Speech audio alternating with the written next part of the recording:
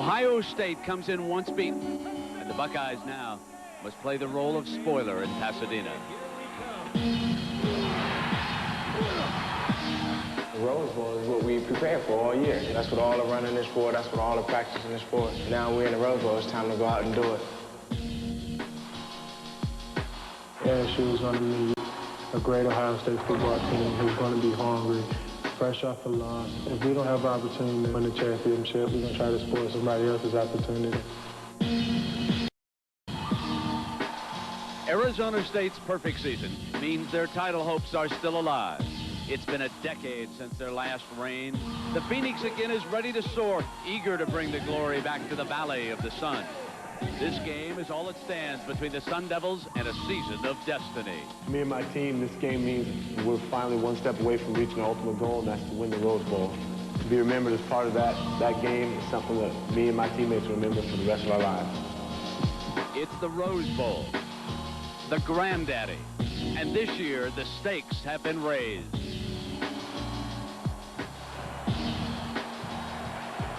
Our scene at Pasadena now as you look live at the first of two major showdowns that will determine the national champion. Arizona State thinking very large in this game against Ohio State. And then, of course, tomorrow in New Orleans, the Nokia Sugar Bowl. ABC Sports welcomes you to the granddaddy. It's the Rose Bowl. The Buckeyes of Ohio State against the Sun Devils of Arizona State. On an overcast day in Pasadena. Light rain earlier today, but no moisture right now. Happy New Year and welcome everybody. I'm Brent Musburger with the coach Dick Vermeil. So Dick, Arizona State thinking about a national championship. What about this exciting team? Well, they are a national championship caliber offensive football team, and from mid-season on, they've played that way defensively. They have the ability to win it all. And what about the Ohio State Buckeyes? Sorely disappointed about losing again to Michigan. I know it. They've tapered off at the last couple games offensively. Defensively, one of the better teams in the country. Opening up the game plan offensively. Look for them to be more aggressive offensively. And, of course, John Cooper's record in bowl games is not good either. Only 1-6. He wants to do something about that right here today against Arizona State. And just a short time ago, the president of the Tournament of Roses, Bill Johnstone Jr., led the entourage onto the field in celebration of this great pageantry. Bill there on the left-hand side with his lovely wife. And there is our queen, Queen Halferding, who will attend the University of Southern California next year. And two very celebrated Grand Marshals, Shannon Miller on the right and the great Carl Lewis on the left-hand side. So our stage is set, and now we'll turn it over to Arizona State and Ohio State in a moment at the Rose Bowl. Well, the Rose Bowl about to begin. And looking down the midfield now, the referee from the Big East is Terry Monk, and we will have the coin flip. Gentlemen, we have a special coin minted with Arizona State on one side, Ohio State on the other.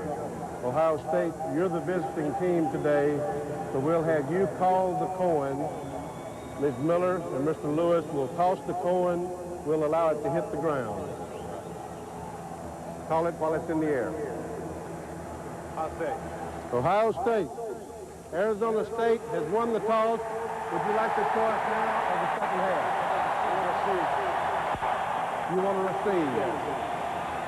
Ohio State, you'll be kicking. Which goal would you like to defend? Defend that goal. What's interesting about that is that Arizona State won the coin flip and did not defer. Most teams, the majority of them, when they win the coin flip, will defer in college football, and that means usually that they go on defense. Jake the Snake Plummer, number 16, didn't hesitate. Give us the football. We want to go right to work against this Buckeye defense. So we'll see how that pans out. Some very talented fellas from Columbus, Ohio. Bruce Snyder grew up in the shadow of the Rose Bowl. You can only wonder what his emotions are. The first time he tried to get into this stadium, he volunteered to drive a float in the parade because he knew there was a free ticket at the end of the parade. What he didn't know is that the parade doesn't end until the second half of the football game. And so by the time he got here, it was already a blowout. He won't miss the opening kickoff this time. And And here's his man. 5 times Arizona State has fallen behind. And in this stadium, early in October, twice they trailed UCLA by 21 points. And then in the fourth quarter, Jake the Snake was magnificent. He threw for a touchdown. He ran for a touchdown. He caught a pass on a throwback and wound his way into the left end zone for a touchdown. It's a team that is much greater than its parts. And on the other side, you can wonder what the emotions are for John Cooper. Here's a man who 10 years ago brought the Sun Devils of Arizona State into the Rose Bowl. And who did they play? And who did they beat? Michigan. That's one of the reasons why he was hired back at Columbus. And now he brings his second team in here today. Nervous. His coaching staff has to be juggled for this particular game. 2 members of his staff are going to move on to become head coaches. Now he'll watch the reason why. As you see, Mike Jacobs on the left-hand side. He will call plays today. Walt Harris will be on the right, and he, of course, is the new head coach at the University of Pittsburgh. So a brand new man. He used to help out Major Harris back with Don Nehlen in his days when he was at Morgantown, West Virginia. Andy Stamp, and there is Terry Battle. When we were here in early October, he hauled one back 99 yards. He's returned 2 kickoffs for touchdowns. We're underway in Pasadena. And here comes Battle. Hole in the middle. 33-yard line, and it's time for Jake the Snake to go to work. What a wonderful record he has. It was early in his freshman season that he stepped up as the starting quarterback, and that makes this Rose Bowl his 40th consecutive start with 64 career touchdown passes at Tempe.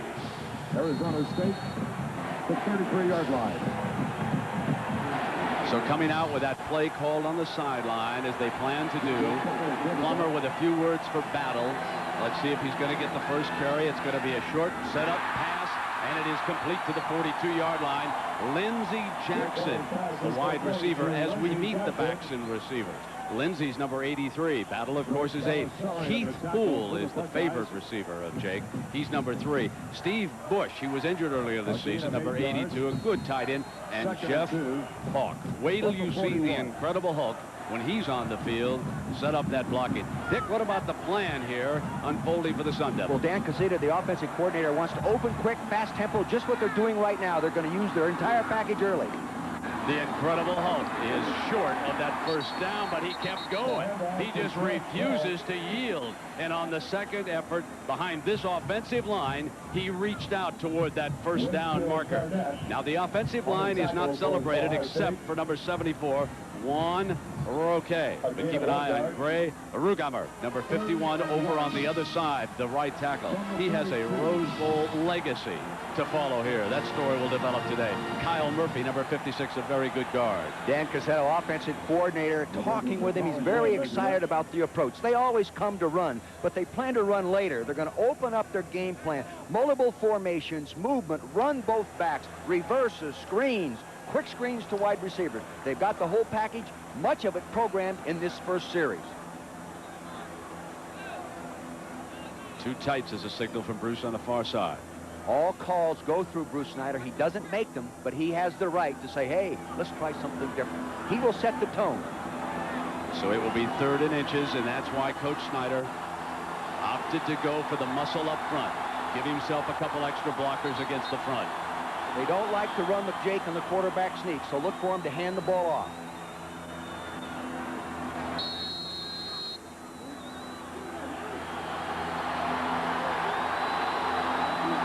Which they do. It's Battle. Hole, first down, close to midfield. Kelly was there, along with the strong safety, number 13, Damon Moore.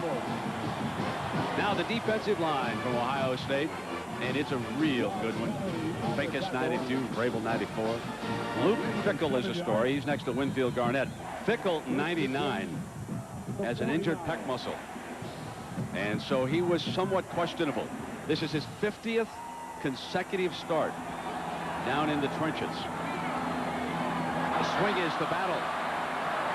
Slides down, but he crosses into Ohio State territory in the nickelback. Antoine Winfield, number 11. The linebackers from Ohio State, and they include the freshman of the year, Greg Belisari, the veteran, number 30, along with Ryan Miller, are outside, the big cat. Andy Katzenmoyer, familiar number, And there you see Belisar. There is number 45, last worn here at the Rose Bowl by a fellow by the name of Archie Griffin. Back-to-back Heisman trophies he won at Columbus. Second down for Jake and the Sun Devils. They're at the Ohio State 47-yard line. Plummer in trouble, going down. And the big cat, Andy Katzenmoyer, rolls in with the game's first sack. They went to a blitz on the slot side, Brent. They brought the corner, number 11, rolled up on the slot. That's Winfield. He's the nickelback. And they brought Katzenmoyer, called him correctly. They want to rush 4 guys to one side. You'll see this from the left side of your screen. You'll see number 11. Flash. Here he comes. Hard to pick him up. See, Roquet, number 74, trying to determine which man to pick up. Roquet didn't make the decision quick enough. Now it is third down and 14. The ball at the 45-yard line here. Snake's going to throw the swing to Battle. Battle just beyond the original line of scrimmage. And Arizona State forced to punt.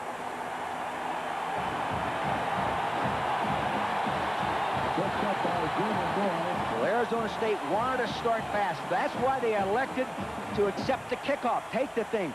Got to be psychologically psyching for Ohio State to just shut him down right there.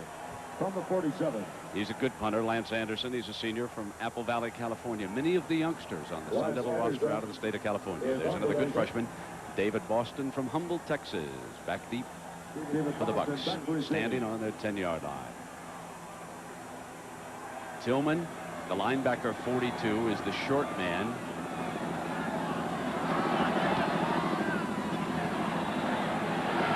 Boston at the 15, can't shake the first man who is down there, and he goes down short of that 20-yard line. Kevin Tomasini did a great job on that one, Brent.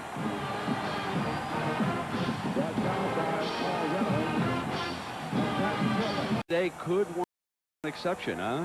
Well, Brent, we had a little intermittent drizzle, and now we've got it once again. Now, the footing so far is very, very good. But consider this fact.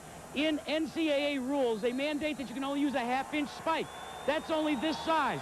This is a shoe that was used in the 49ers game. You see how deep they are? If it continues to rain, footing could be an issue. All right, Jack.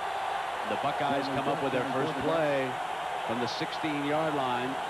Stanley Jackson, the quarterback, changing up the play at the line of scrimmage. Pepe Pearson gets the... Matt Keller, let me check that. That was Matt Keller who got the call, number 23, the freshman. So here is Stanley Jackson, 10-0 as a starting quarterback. And you can see where he stood as far as pass efficiency is concerned in the Big Ten. And we will see a lot of Pepe before the day's over. Matt Colhoun, the other fullback. David Boston, Demetrius Stanley are the wideouts, 9 and 3. Split backs.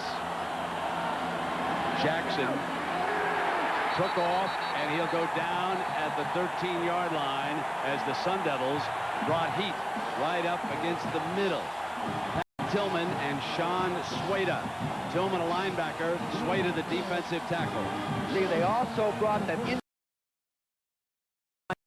And he had no place to step up inside. They forced him up inside. Now you'll see the maroon jersey just collapse that. And Rogers on the other side that time, Brent, got help inside. They tried to block him with the guard as well inside Orlando Pace. So the defense of the Sun Devils, underrated all year. This is a unit that shut out Nebraska. Jackson takes off, nothing doing. He is down at the 12-yard line.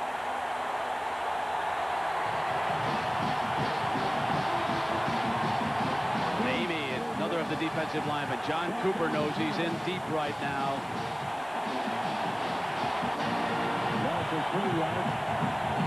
Brent Bartholomew will punt from the Buckeyes end zone. And Fright Night Friedman with a few words before he dashes out onto the field. And he came back off, and words of encouragement from the defensive coaches for the job he has done with J.R. Redmond's eyes back deep now, standing right at midfield. This could be a good field position for the Sun Devils. Bartholomew was able to boom it out of there. Did very well with that punt as it rolls dead at the 41-yard line. But Cooper must be concerned about the Buckeye offense. You're looking at Keith Poole's older brother, Mark. A promising athlete in high school. He was the man that his little brother looked up to until a tragic automobile accident in high school made him a paraplegic and confined him to a wheelchair. Keith always looked up to his older brother, Mark, and then when he saw the accident, he said, I'm quitting football. And it took his older brother, Mark, to convince Keith Poole to come back and play at ASU. And the way he did it, he said simply, don't waste the talent that God has given you. And Jack, Keith has certainly come on from that inspirational guidance from his brother. The leading receiver of these Sun Devils battle on first down for a yard. Greg Belisari makes the stop on Battle. So the key storylines are certainly going to concern the two corners. Sean Springs, number 24, and Ty Howard, number 2. They play man-to-man. They allow Fred Puggage to blitz a lot because they will take the wide receivers. And Springs goes over now to bump on Poole on the far side. Backs off a couple of yards, gives him 7 yards. Jake looks in the other direction, slipped, incomplete. And that was Jackson, Lindsey Jackson. If that slipping is an indication of problems to come, there hasn't been much water on that field. Here we are right at the start of the ball game. Tighter coverage. They plan to pressure with those corners a little bit more. You can see the tight coverage right here. They're going to go ahead and challenge them. By doing that, you can free your safeties to go ahead and attack the run inside. Buckeyes go nickel. Winfield on the field. 3rd down and 9. Battle set way behind Jake. It's throwing blitz, and there was contact in the neutral zone. Game plan-wise, Cazzetto, offensive coordinator, using 3 hard counts before he calls the audible. The hard count, the 3rd one, pulled him offside. Dan Cazzetto right there. Very fine offensive line coach as well. Dead ball foul. Contact by the defense. 5-yard penalty. It will remain 3rd down. See, they're using this technique to try to take a little off the intense rush of Ohio State down 4. So instead of 3rd and 9, it is 3rd and 4. The ball at the 48-yard line.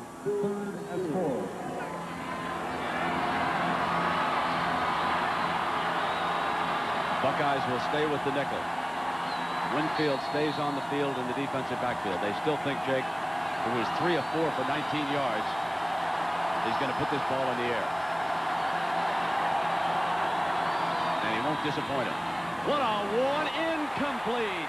And he had his wide receiver, Kenny Mitchell, wide open, and he dropped it.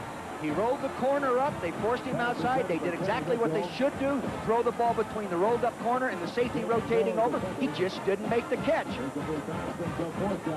Here it is. He'll come off. Now you'll notice the corner to the left does not back off. He knows he has the safety coming over to get there. The safety gets all right. He would have made the tackle, but the receiver, Mitchell, should have made the catch. Anderson's second punt. Boston signals fair catch. Fumble! Goes back to regain control at the 18-yard line. Wow. Just a true freshman coming on strong as a wide receiver. What, he caught 13 balls or so against Indiana?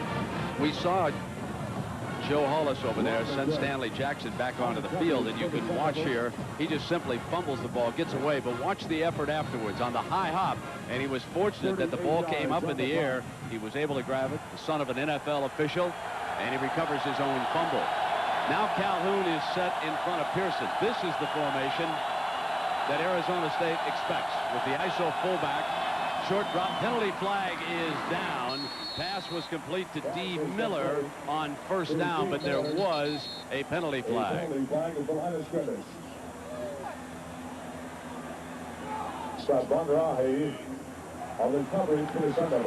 Both defensive teams just a little, maybe too intense, a little too fired up there, not concentrating on the ball, listening to the quarterback's command. You can see Coach Cooper saying we'll decline that and take the gain on the completed pass. Offside on the defense. Penalties declined. First down. Now the line, and there is one of the most celebrated linemen ever in college football on the left, Orlando Pace, along with Murphy, Porter, Daniels, Golston, and Pace is matched up against nothing but quickness today. When he looks over there, there's number 59, Rogers. You can see 59's going away from him now. He won't even be anywhere close to him. Double tight end, Lumpkin. They want to run at him in the double tight end set. And it's Pearson before they're able to get him out of bounds. The defensive front four, they don't have the celebrated All-Americans, but the Nebraska Cornhuskers will tell you that these fellas can play. Bernstein, Sueda, Amy, and of course Rogers, who was a monster that night at Tempe. 3 safeties. Then we have Smith, Vander Ahi, their leading tackler, and Pat Tillman. And Rogers gets ready now. They put him out in space. They keep him away from the big offensive lineman, and they chase him with a tight end. And now it's Pepe Pearson, left side. Buckeyes are signaling first down. Ohio State lines up the tight end to get Derek Rogers to the open field, then flops the tight end back up there so they get the big tight end blocking the smaller down lineman in Rogers. And he got a real good block, but the rest of the defense rallied around him. Phil Snow here, right there in the middle of your screen. See Pace blocking down, but the good block right there by Jones getting Rogers pinned inside is what they wanted to do. So the ball is out on the 39-yard line of the Buckeyes. First down, opening quarter, tough defensive games. Pepe Pearson for a couple with Derek Smith. Now Derek Smith's out of American Fork, Utah. Well, the new offensive coordinator, Mike Jacobs, said they're going to open up formations, move them around a little bit more. We can see more underneath passing in this game plan, Brent. Here's Jacobs to the left side of the screen, Walt Harris to the right side of the screen. Now, Mike Jacobs called offense in a lot of big football games, Brent, and they also plan to go deep at least one quarter, at least once each quarter. Second down and 8. Ball at the 42-yard line. And here's Jackson. They sprint him to the left. Good runner. Jackson short of the first down. Out of bounds at the 47-yard line, and Derek Smith again in active pursuit of Stanley Jackson. Run out of bounds by Derek Smith. Now you can see that Soward, one of the corners, is over there too. We have talked about the defensive backs from Ohio State, but the defensive backs from Arizona State can run too. Oh, no question, and they can tackle as well, Brent. See, play action here, this is the one thing that Jackson brings to the offense. Ability to run, but contrary to what I would normally think, Phil Snow, defensive coordinator, Arizona State, wants him to run. They want to force him to run and then fill in those lanes and knock the heck out of him. See what Cooper's offense comes up with now on 3rd and 3. Pressure defense, here they come, safeties. Short drop, fires high, complete, first down. Buckeyes at the Sun Devils' 45-yard line, and he put the ball back in D. Miller's hands. The sophomore from Springfield, Ohio, with his second reception of the game, and Soward was the corner. Tight man-to-man coverage. They brought both safeties that time, but in throwing the ball quickly, you can get rid of it before the safeties get there. You can see the blitz is coming, the maroon jersey, tight man-to-man, defensive holding should have been called. It wasn't. They got away with it. Taking one more look, you can see to the left side of your screen how tight the coverage was. They defy it to go deep. Now on first down, and the Buckeyes are 45 yards away, and they're going to use up a timeout over here. There's a penalty flag, however. I think the flag came down. Jackson saying I was calling timeout, so the officials will confer, and let's see if Terry Monk will simply pick it up now and give them their timeout. Timeout had been called. Yes, exactly. Before the flag was thrown. And Snyder nodding his head on the other side. I think you've got a good view of him. He said, good. Let him use it. Let him take it. We won't argue this call. Scoreless at the Rose Bowl. ABC Sports coverage of the 1997 Rose Bowl, brought to you by Plymouth. One clever idea after another. That's Plymouth. MCI, is this a great time or what? Digital Equipment Corporation. Digital, whatever it takes. And Chili's has so many new grilled items, you'll see why we say Chili's grills like no place else. 6:39 to go, opening quarter. Arizona State and Ohio State are scoreless. The main storyline, the Sun Devils trying to win a national championship. John Cooper trying to win one for pride. Only 1-6 in bowl games. 1st and 10 at the Sun Devils 45. Fake it into round. Jackson tries to buy time, and now he'll hoof it. Good runner. 40, 35. Cut back. down hard at the 26-yard line. I'll tell you what they did. They're bringing both safeties up, playing both corners man-to-man, bringing the safeties up to attack the run. They ran a play action. They had an X-post pattern. Here are the safeties coming up, getting on the run. See, they took the X-post, ran him down the hole. They had it, but the pressure, he could not set up and throw it. See him go down the hole? There he is. All he has to do is throw it over the shoulder. He couldn't do it. Good pressure, but good scrambling ability right there by Mr. Jackson. This is what the coaches like about it. This is what Mike Jacobs as an offensive coordinator understands. He had Major Harris, and the Arizona State defense understands now just how mobile Jackson is. Play fake, fires open, man complete to Keller, and Keller's inside the 5-yard line. See, that's really tough on the outside linebacker. Play action right out of man to coverage. I've got that back out of the backfield. That is really tough. Good design. They know what that defense is doing. They're attacking the weakest phase. Linebacker on a back coming out of the backfield. Play action first will freeze that linebacker. See that little token fake to the left side of your screen? You'll see there he is coming out of the backfield. The linebacker bit on that action fake. Tough not to do it. They do it every Sunday. You know, he was slipping too, wasn't he, folks? He could have made a hard cut and slammed back on the inside. First and goal, and the defensive coordinator talking with the head coach. Remember, Ohio State's offense has not scored a touchdown in 6 quarters. Jackson fumbles. He'll make the most of it. Penalty flag is whistled down.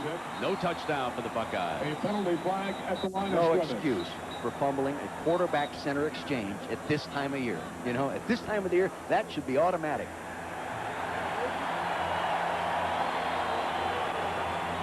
Bruce Snyder says, well, I'm glad you did it anyway.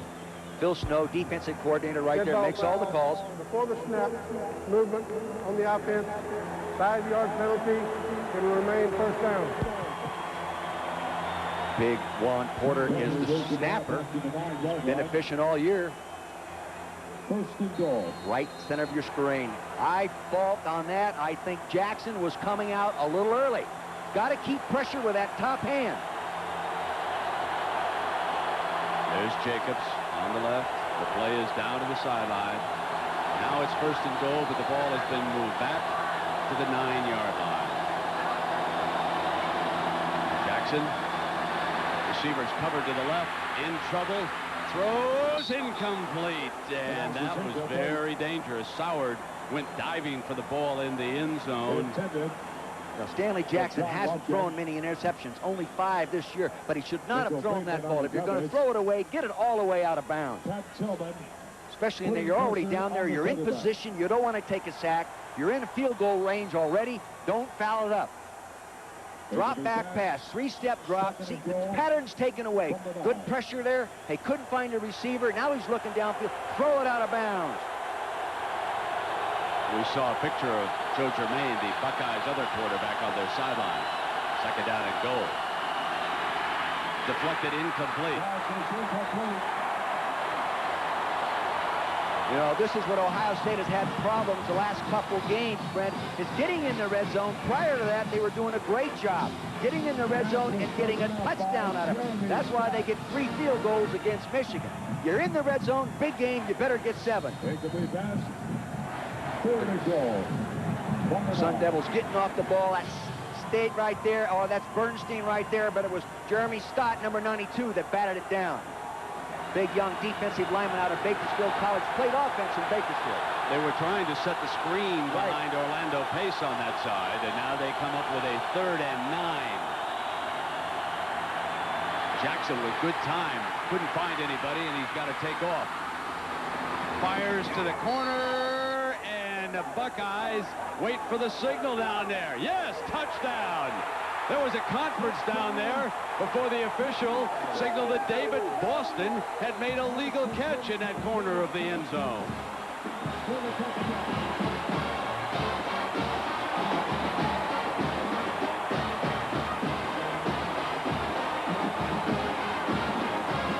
The coverage was very good initially, Brent, but that much time the quarterback sitting back there like that, he should have been sacked inside the pocket. They let him outside the pocket. He bought some time, allowed the receiver to work in that corner. From up here, you couldn't tell whether he was in or out.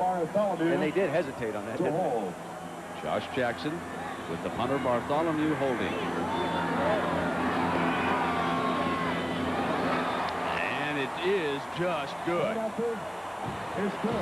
So the Buckeyes strike first here in the 1997 Rose Bowl. See Boston doing a real good job of working with the quarterback, and they coach that kind of stuff. There he's got that flip foot in. Good job. NFL no good. NCAA touchdown. And good officiating.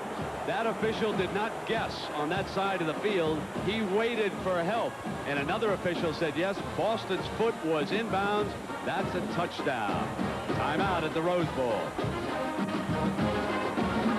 Arizona State's behind 5 times in 96. So why not start out 97 the same way? But remember the last time they played in this stadium, they trailed by 21 points before they rallied. They don't want to fall that far behind this time. Battle and Farlow back deep. At least what Bruce Snyder told us, he doesn't mind being behind early because it defines the rest of the game plan. They know what they have to do.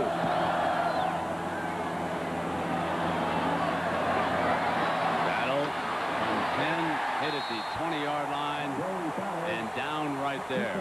Jake Plummer will put it in play, and let's go down to our colleague, Jack LaRue. Jack? Well, Brent, the Ohio State Buckeyes have bristled a little bit during the pregame and everything that led up to this Rose Bowl.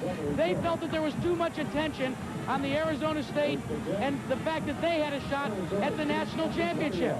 They came out, the Ohio State Buckeyes, with a swagger today. And when the quarterback just came off for Ohio State after that touchdown, the first thing he did was wave to the crowd with a thumbs up, with a swagger in his walk. All right, first down, and here's the handoff. And the Buckeyes crawl all over it. I thought what was interesting in that sideline shot of John Cooper is Stamp obviously was expected to put that kickoff someplace else. Coach Cooper was not happy with the result of that kickoff return by Battle that time. He did not necessarily want it in his hands that short. And you can see the man who 10 years ago brought Arizona State now comes back with Stanley Jackson and the Ohio State Buckeyes. And on the far side, Bruce Snyder, 5 years ago, he took California to Orlando and the Florida Citrus Bowl. Now it is second down and 11 for his offense, trying to get on track. And Plummer on the sprint is down at the 15-yard line. And rolling again. Boy, can he move inside out. See, they were in a bare defense. Inside of the defense was covering all the offensive people, so no one could get to him. He just tracked that down inside out perfectly.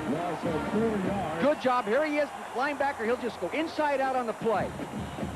Tracking it down. See, no one can get to him because all the offensive linemen are covered by defensive linemen. Good job. The only thing he didn't do fundamentally sound was get his hat across the bow.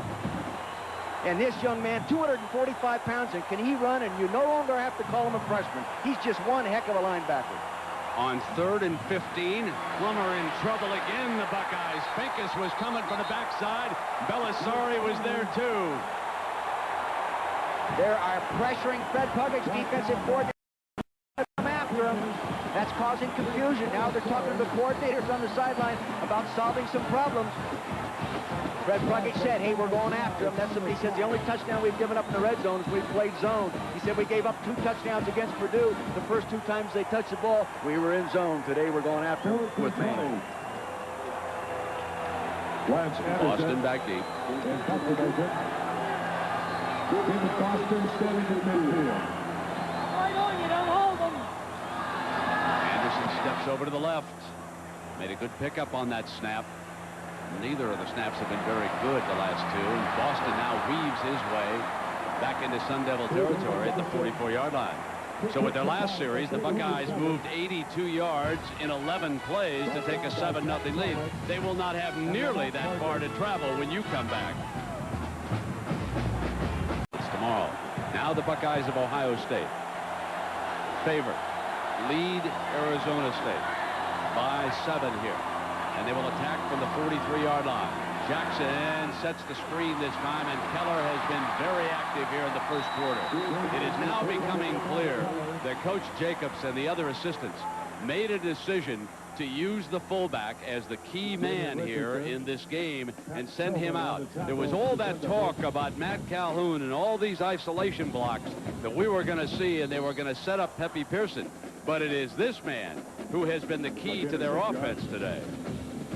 Well, Mike Jacobs, the coordinator, told us just because he calls plays isn't going to make much difference. What made a difference is having 16 days to adjust the offense to play Arizona State. 2nd down and 4, and Jackson has to feel confident about his situation now. This is Pearson, and that appears to be a 1st down, depending on where the spot is. You can see Calhoun, who's like an extra guard, number 39, coming in, and you can see Bonder Ahi is a little bit undersized in matching up against Matt Dick. Well, I'll tell you, Calhoun loves the block. He told me he went to Ohio State at 6'4" and ended up being 6 foot even because he's making that block all the time. But a linebacker like Bonder Ahi cannot wait for that lead block. He's got to get up in the hole and take him on. These two people will make contact again somewhere here, and probably again in this 1st quarter. They'll know each other real well. Real well. This Rose Bowl ends, won't they, Coach? Sean Sueda goes to the sideline, and Albry Battle, number 97, checks into that defensive line. As this bigger offensive line, as you can see the Bucks get set, they're starting to wear him down just a little bit in the early going anyway. Jackson on the roll, sprints, almost caught on the deflection by Demetrius Stanley. He almost was able to pick off the pass, but instead it went incomplete. Arizona State has already made an adjustment defensively versus 2 tight ends. They're coming in now when they see 2 tight ends with 5 defensive linemen and going 3 deep, leaving a safety on the bench. Good adjustment. Now, if Ohio State sees that, look for them to throw the ball in play action, and because they only have a 3 deep secondary. Bill Snow calling it. He faces 2nd and 10. Buckeyes with 3 wides. Stanley, the main man in the pregame game plan, is slotted to the right. Jackson will go short side, complete to the 30-yard line, and you can see just how quickly Richardson moved up from that safety spot and unloaded on that 3rd wide receiver.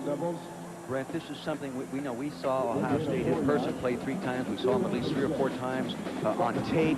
What they're doing now with 3 wide receivers is really hasn't been part of their package right now. When they spread out before, they would have a running back up there. And this time, here it is. Again, a running back up there. I misread it. I thought it was a wide receiver. Excuse me. First mistake today. 3rd down and 6.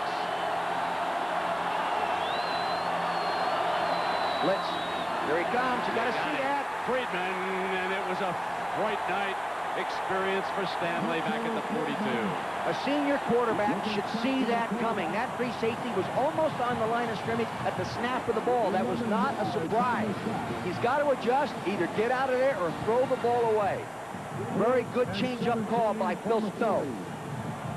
Dick Arbuckle on the left there, special teams coach, now setting up his punt return. Maybe not sending in a punt return team right now, leaving the defense on the field just in case they run a fake. Belisari is the short man. Back to receive for the Sun Devils. Bartholomew into the end zone. And you can see Redmond down there, one of the return men. He knew the ball was going into the end zone, and he unloaded on the Buckeye who was coming down to see if he could down that pass inside the 5. Buckeyes lead the Sun Devils here in the Rose Bowl. It's 7-0, and we come to the end of the first 15 minutes of play. Happy New Year, everybody. The first quarter of play. With a score, Ohio State Buckeyes 7. 15 minutes. Well, we saw the first touchdown of the new year scored in the state of California, and it was the Ohio State Buckeyes. 19 yards passing.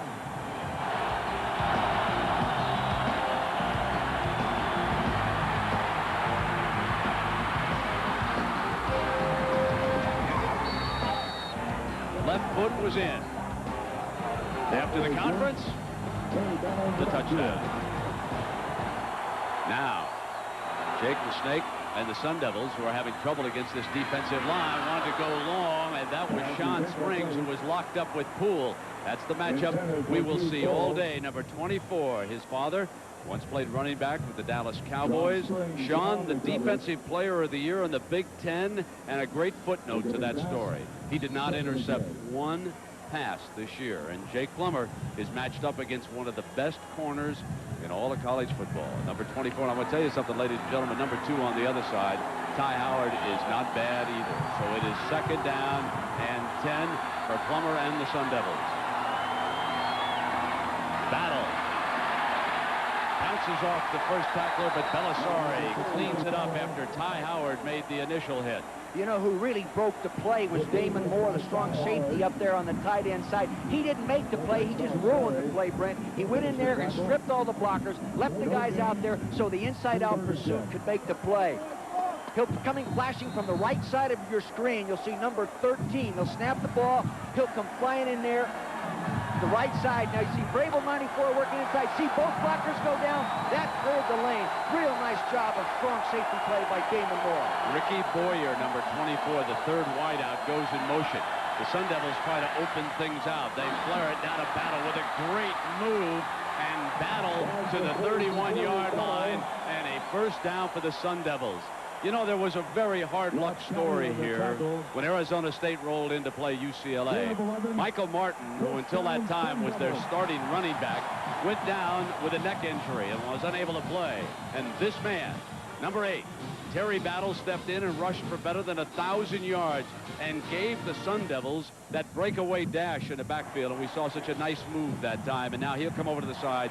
And Michael Martin on the Sun Devils sideline watching his teammates. J.R. Redmond replaces him. And J.R. Redmond, not too bad either, pounds to the 40-yard line.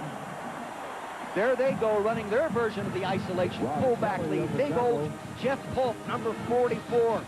He goes in there and takes on Katzenmoyer. Was in the right side, just nailed, and the play broke back. 45 Katzenmoyer goes into the hole, slides, bang, he doesn't get the block. The other linebacker absorbs the block, opens up the hole. But he did move Katzenmoyer in the direction of the fullback. Second and 1, and Hawk steps off to the right. If they come back power, but they send a tight end, Kendall, over the other direction. Play fake, and Jake's going to roll left. Tight end's a safety valve. Tries to throw the block, and Jake's down at the 45-yard line. Mike Vrabel, 94, looks awfully quick coming inside out on that to make the play. Yes, they made the first down, but Vrabel really looks fresh. Last time I saw him play against Indiana, studied him on the Michigan film, he looked like he was a little bit worn down. He plays so hard on every snap. Had a nice visit with his mom and dad, Brent, at the parents' luncheon yesterday. Dad's a principal of high school, mom a principal of a middle school. So nice to see all the families who come out here with their youngsters to the Rose Bowl on first down. Jake now rolling, just sprinting out to the right-hand side. So what now the Sun Devils have decided to do is, against that enormous pressure up front by the Buckeyes, they are simply having Jake Plummer move the pocket left, then move it back on over to the right. Now what Fred Puggett will do to counter that, Brent, instead of blitzing inside, he'll bring outside linebackers off the corner and try to lock the quarterback inside that pocket. There's Fred Puggett. Now scratching your nose may not be a signal. You know, it's allowed to itch. You're allowed to itch on the sideline. Jack Arute, Michael Martin down there. What's his status? Will he be able to play next year for the Sun Devils, Jack? Well, let's ask him. Michael, what is your status for athletics next year? Oh, I'm full go next year. I'll be ready to go in the spring. How tough is it to sit out this Rose Bowl, though? Oh, it's so hard. I just gotta deal with it. You know, tell the players what I see, just turn them on. What about the attitude of this team? Oh, they ready to play. I think we're kind of too hype right now, but they gonna settle down and come through. I'll tell you what, he's got a smile, but it's tough on an athlete like him. Got a nice earring, too, Jake. First down and... I'm sort of surprised you haven't tried one yet. Then the defense will be penalized 15 yards. That carries with it an automatic first down, so it'll be 1st and 10.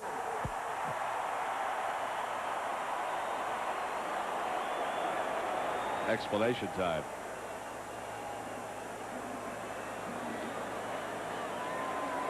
There's a gain of 5 yards on the play.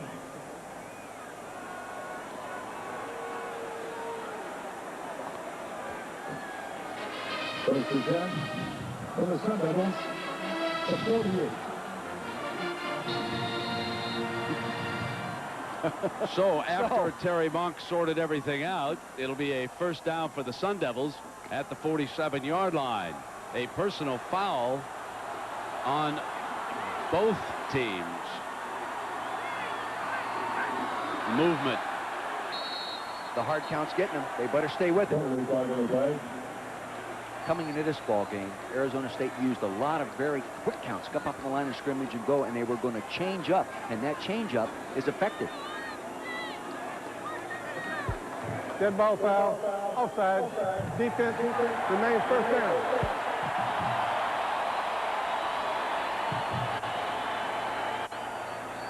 He just drops on a knee. He realizes what's happened. He doesn't want to, he just drops down there. Hey, just give us 5. I'll take it. Moves the ball into Buckeyes territory. So the ball is moved to the Bucks' 47-yard line, where it'll be 1st and 5. Fellows in the striped shirts dominating here to the last minute or so. Play fake by Plummer, fires high. Great catch by the tight end Bush. First down, Sun Devils. There's a young man who missed several games this year because of an injury. Steve Bush, the senior tight end from Phoenix, Arizona, and he just reached up and snapped it out of the air like a wide receiver. And he had good time to throw. At that time, Juan Roque, 74, left tackle, did a real good job on Vrabel. You'll see right here on the right-hand side of your screen, good pass protection. That allowed the tight end to cross the formation. That takes time. Good technique by Roque. Gives him time. Nice little throwing lane to throw the football. Good job. Sun Devils come back with Battle on a first down running play, and Battle gains 8 yards before he is out of bounds at the 33-yard line. Ty Howard, the corner on that side, and Battle, he just keeps showing you that dash when he gets to the corner, and sooner or later against a bump and run corner, he's going to get free. Yeah, he may not even see him coming, Brent. In talking with Battle, I asked him about his running style, and he said, Coach, I would rather run outside tackle and wider. He says, I don't picture myself as being a real good inside runner. I want to get outside. To the short side, slot man now will come back. They're in the bare front now. Everybody covered. Fake. Whoa! Wow. Katzenmoyer comes up big on that play. See, in that defense, you cover all the offensive linemen with defensive linemen. No offensive lineman can get on this gorilla, and he just moves in and pops the play. He should make that play. Nobody can get to him with that scheme. See, he's free to slide right in there and pop him. But when he hits you, he normally has his knees bent, his back straight, and he'll knock you on your back. J.R. Redmond. He's the fellow who threw that pass back to Plummer. He's in as running back. He's replaced Battle on 3rd and 2. He flares over the middle, and first down, Sun Devils. Devin Kendall, the senior tight end from Fremont, California. So on this drive, the senior quarterback, Jake Plummer, involves 2 tight ends. And whenever you use motion against man-to-man coverage, you loosen it up just a little bit. That tight end came in motion across the formation. He moves. He's to the left side of your screen now. He started on the right side. He'll come underneath on the left side. There he is. See, he had a little cushion now that he would not have had if he hadn't gone in motion. Arizona State trails it by a touchdown, but they've moved inside the Buckeye 30. Redmond. And he is short of the 25-yard line. You think you can call who made that tackle again? The Cat. The Cat. And that was counteraction. Now, you'd think a true freshman playing inside linebacker in a Rose Bowl might be fooled a little bit by counteraction. Not this guy. Having the 2 experienced outside linebackers in Ryan Miller and Belisari out there to calm him down and teach him through the year, now he plays like a senior. Jeff Wilson checks into that defensive line. On 2nd down, pump fake, Plummer now goes in zone against the nickel man. Great catch, touchdown. Oh, what a grab by Ricky Boyer.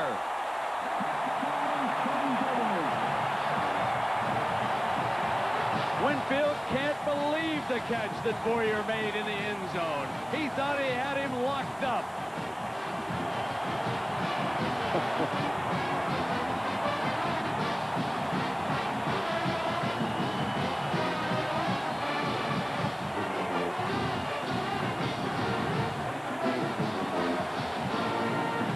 Robert Neese to attempt the point after. Robert Neese. Jake Plummer, the holder. Tied at the Rose Bowl.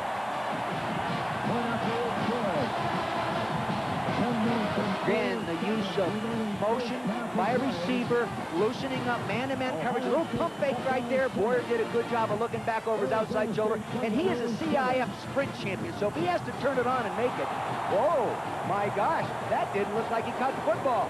I'm not sure he caught that football. Woo. That boo you hear, ladies and gentlemen, is from the folks from Columbus. They're watching it on the big board out here, and they see that ball touch the ground, too. Two things could have been called. Pass interference could have been called as well. So the first big break of this Rose Bowl game goes to Arizona State. We're tied at 7. Ricky Boyer coming down the sideline. Good concentration on the ball. Both of them looking back at it. Now he has control of it. I gotta tell you, that is not a completed pass. Not a completed pass. You may have been able to call pass interference on that. Now they could say, well, he's looking back at the ball. I don't know. I think that they should have called pass interference as well. Lance Anderson. Let me just... Whitfield says, I can't believe it. Great coverage by the cameraman. Yeah, excellent job. Demetrius Stanley and Sean Springs. Lance Anderson, nice catch, though, for a while. Yeah. You still, it'll show in the record books. They've had some plays like that in the Rose Bowl years past. Anderson, fielded by Sean Springs, the defensive back, handling the ball. 25, alley, and out of bounds at the 34-yard line. Sean Springs took The Anderson Consulting World Championship of Golf. That's the year-long event that features many of the world's finest golfers. Match play. Scott Hope from the United States, Greg Norman of Australia, Sam Torrance of Great Britain, and Sasaki of Japan. The winner, ladies and gentlemen, $1 billion. Next Sunday, 2 Eastern, here on ABC. First down and 10 for the Buckeyes. The game is now tied at 7. Buckeyes. At Orlando Pace. 3 wide receivers, Ben.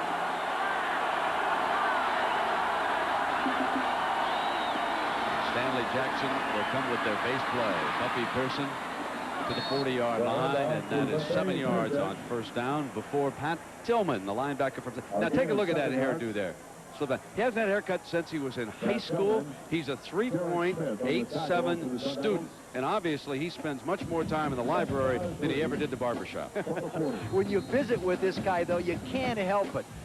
Like him. Craig Janoff and I, our director in this ballgame, we sat and visited with this guy. When you leave after talking with this guy, you're fired up. He's got that sparkle in his eye. He loves to play the game, Brent. Second down and 3. Fullback offset to the right, and they'll run Pearson in that direction. Lumpkin was also over there. The Buckeyes brought power as they rush ahead for a first down. That's also a series that's been activated for the Rose Bowl that they used early in the year, and then they dropped it, and they recognized they needed something that would freeze that inside linebacker and get the ball going away. John Cooper doing a good job of adjusting and trying to get a little more spark in that offense. This guy right here can give it to you, Brent. They said he had 15 days of real good practice. They didn't start him against Michigan. He was 10-0 going into that ball game, as you said. But he can run as well as throw. Sherman Jackson checks in for his first series, and here's the draw fake. They usually use Jackson on the draw play. Now, Stanley faking, got a man open, got him at the 25-yard line, incomplete. Buster Tillman going to argue that he had control. He said, under the rules that we've established in the Rose Bowl, that clearly was a catch. Buster Tillman doing a good job. All coaches teach a secondary reaction to a pattern when the quarterback gets outside the pocket, comes your way. That usually the widest guy breaks and goes deep. Now there's Tillman. See, he sees the quarterback coming in his way. A scramble drill. Here he is to the left side of your screen. That looks like a better catch than the other one. Looks like he had it. Yeah, he looked like he had his hands under it, but I don't know anymore. Jason Simmons was the defensive back on that side, and he was the fellow who was fooled. Second down at 10 now, and Stanley Almost intercepted by Fright Night Friedman. See, that's another thing Ohio State has not done in previous games, is bring the back out of the backfield and send him upfield. They had the right coverage. He stepped up inside the pocket to throw the ball, but excellent coverage. A safety would be on the back out of the backfield if they're in tight man-to-man and blitzing. And that's exactly how it was. And Freeman did what he had to do. Freeman, the right side of your screens, he's moving up inside to pick him up right there. They used a little option move to try to get underneath him, but old Fright Night 13, he knocks it down. 3rd and 10. Pressure, pressure. Bouncer. Demetrius Stanley had run a pattern and was coming across the field at the 35-yard line, and the pass was low, and now the Buckeyes will punt it back to Arizona State. Two things happened on that, Brent. First, excellent coverage, but it was also excellent pass protection. But the coverage was so good, nobody could break free, and he just had to almost throw the ball away. Brent Bartholomew dropping back in punt formation for the Buckeyes. You know, punters don't get a lot of credit, but Brent Bartholomew has really improved his punting this year over last year. He's been one factor, the reason they're in the Rose Bowl. A beautiful booming punt under pressure, and it'll go all the way through the end zone. And Arizona State coming after it. Bartholomew said, oh my, I gave a touchdown. But it was a 56-yard punt. Timeout. Been provided these aerial pictures.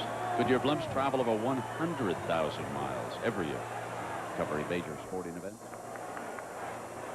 7-7. Arizona State dreaming of a shot at a national championship. Here's Kevin Wolfhausen, the defensive line coach, getting his group fired up. He says, you know, we got to get more pressure on that quarterback. And Jermaine with a package for him in this offense, now starting to warm up on the sideline. Battle is the running back behind Plummer. The Buckeyes show Damon Moore pressing up at the line of scrimmage, the strong safety. And Battle has nowhere to go, somehow got free, and then the big cat cleaned it up. See, they're jumping in that bear defense, the old Buddy Ryan 46 defense. They're getting in it. They're not audibling to a different play. Everybody's covered inside. They can't knock them off the ball. No place to run, Brent. They have to get outside it with that or throw against it. Fred Puckett. He's got a little chew underneath that lower chin there, or on that lower lip there.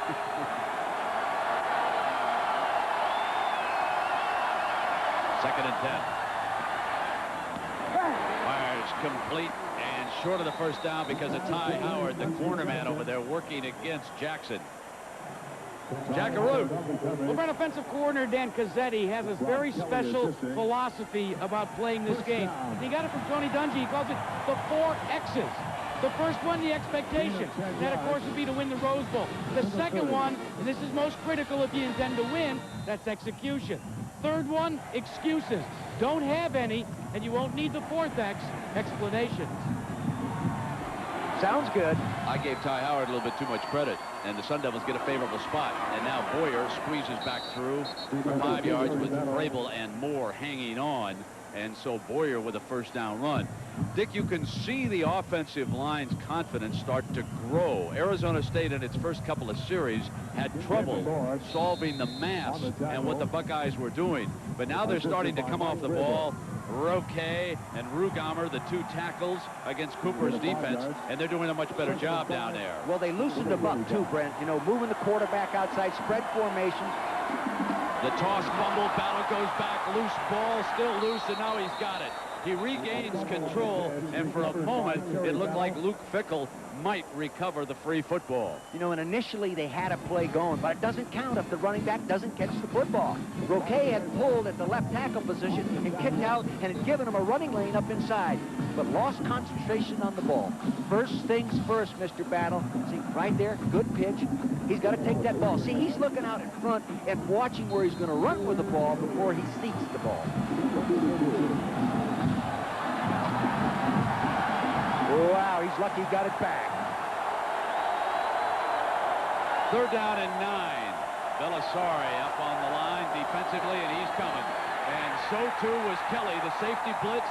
When Belisari moved up on the right side, they were able to pick him up, and that just allowed Kelly to come right up the middle. For some reason, they're ignoring the bare front defense, Brent, and they're not audibling, and they can't handle that kind of pressure. They haven't been able to run against it. They haven't been able to throw against it. You have to get rid of the ball quickly. Here it is. See, there's pressure all in place. There's Kelly coming there to the right side of the screen, and they use all fronts, and they blitz from them all. Anderson's punt bounces in front of Boston, and it will be down by the Sun Devils.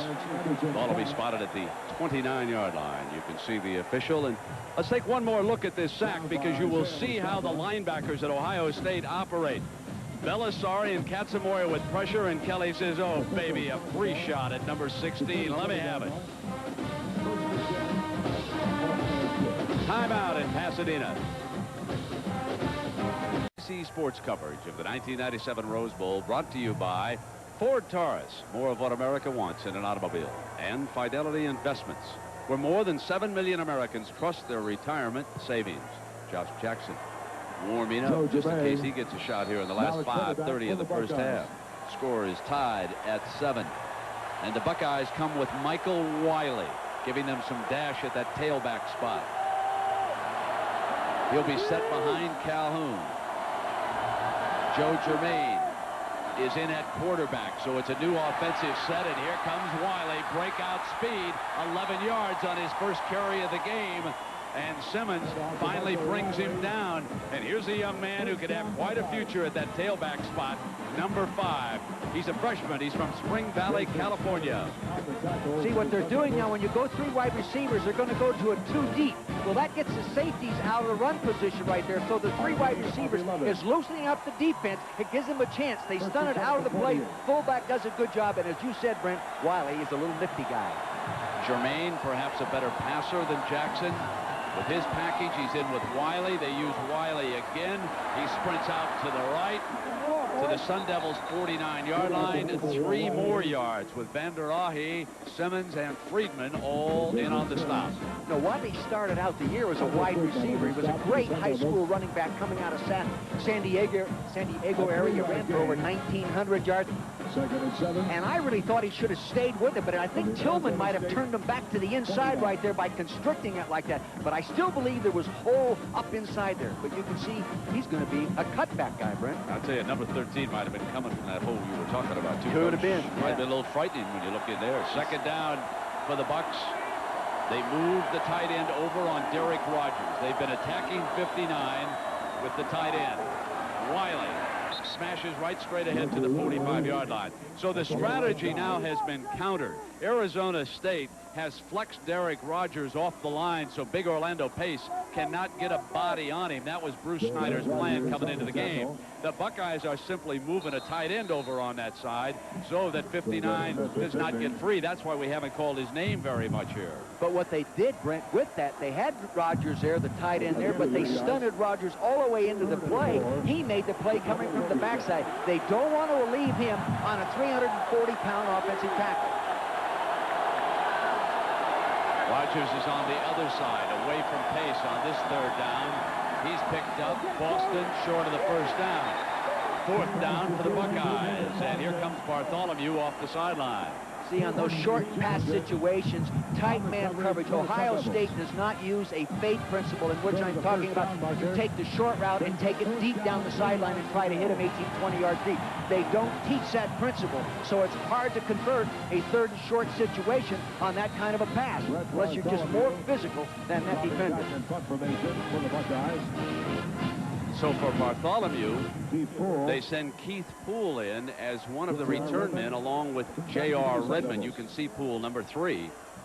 And he will stand back at the left 11-yard line. So they protect the wings on Bartholomew, who booms it again into the end zone, and it's coming out on the 20. And Bartholomew with a little jump, disappointed again that he's banged his 2nd straight punt into the end zone. Timeout. Tonight on ABC. Arizona State and Ohio State deadlocked at 7. 2:44 to go in the first half of the Rose Bowl. Luke Fickell is out of the lineup right now. Jake Plummer with a 1st down. Swing Boyer and a foot race with Vrabel, who brought him down from behind. You see what I'm talking about, Brent? That quickness? You know, he is responding to what he sees, and his body is fresh, and he's moving inside out. 3-4 weeks ago, he may not have been able to make that play. Like I said, Boyer, the wide receiver. This was Battle, the running back, who had slinked out as a pattern. He makes the catch. Yeah, see now, Mitchell right there, number 82, whether Bush was going to try to wheel him off up there, and here comes Vrabel inside out. Good movement by a defensive end, playing his last game as a Buckeye. And boy, he had a great career. Now Boyer will come in motion behind Jake. And this is Battle again. Far outside, comes off of Moore, and Sean Springs' penalty flag comes down at the 30-yard line as Springs was bringing him down. We'll see what the official on that far side saw with Big Luke Fickell, who came in with an injured pec muscle in this game. 50 consecutive starts. They'd miss him in the middle of this defensive line. They would really miss him, but he's out of there right now because they're playing a nickel, and they're taking him out and using a better pass rusher against 3 wide receiver attack. Face mask, 5-yard penalty against the defense, assessed from the end of the run, repeat second down. Arizona State came in here, a penalized team, and the penalties are going the other way. So here comes Fickell with the left arm bandaged. Into the lineup now for the Bucks. On a quick count.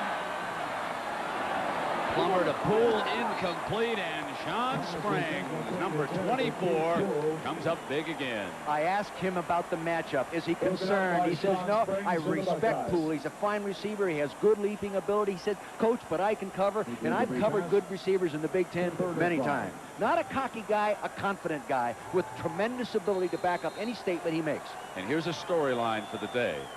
Poole is being shut out by number 24. He's the go-to man.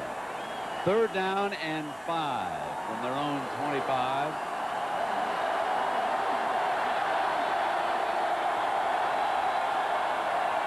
The Buckeyes blitz Kelly again, and Plummer slips away from it.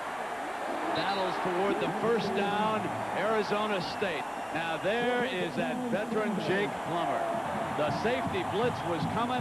He slipped out the side door and reached for the 1st down. Not bad for a skinny kid from Boise, Idaho, who really didn't want to play quarterback when he was growing up. See, again, it's that bare front. Look at everybody in the line of scrimmage is covered by a defender. They all they bring the safety 34, the linebacker number 92. Right there, Matt Mink is stunted over into the play. They're going to have to solve that problem. It isn't that difficult. They're going to go without a huddle right now on 1st down. Plummer fires incomplete at the 45-yard line. Kelly comes up big on Bush, the tight end. And they wanted to throw the ball over to the left side of him that time, but Ty Howard, you know, you can take a receiver on and bump him around, and Ty did a good job of taking him away. Good progression by Plummer working inside of that tight end. Just threw it a little bit late. Nice job, Ty. Did a good job. Make the quarterback throw it where he doesn't want to throw it. Tight end coming off to the right side of your screen. See, he looks out there, tight end going down the hole, gets it over Balasari. Here comes Kelly.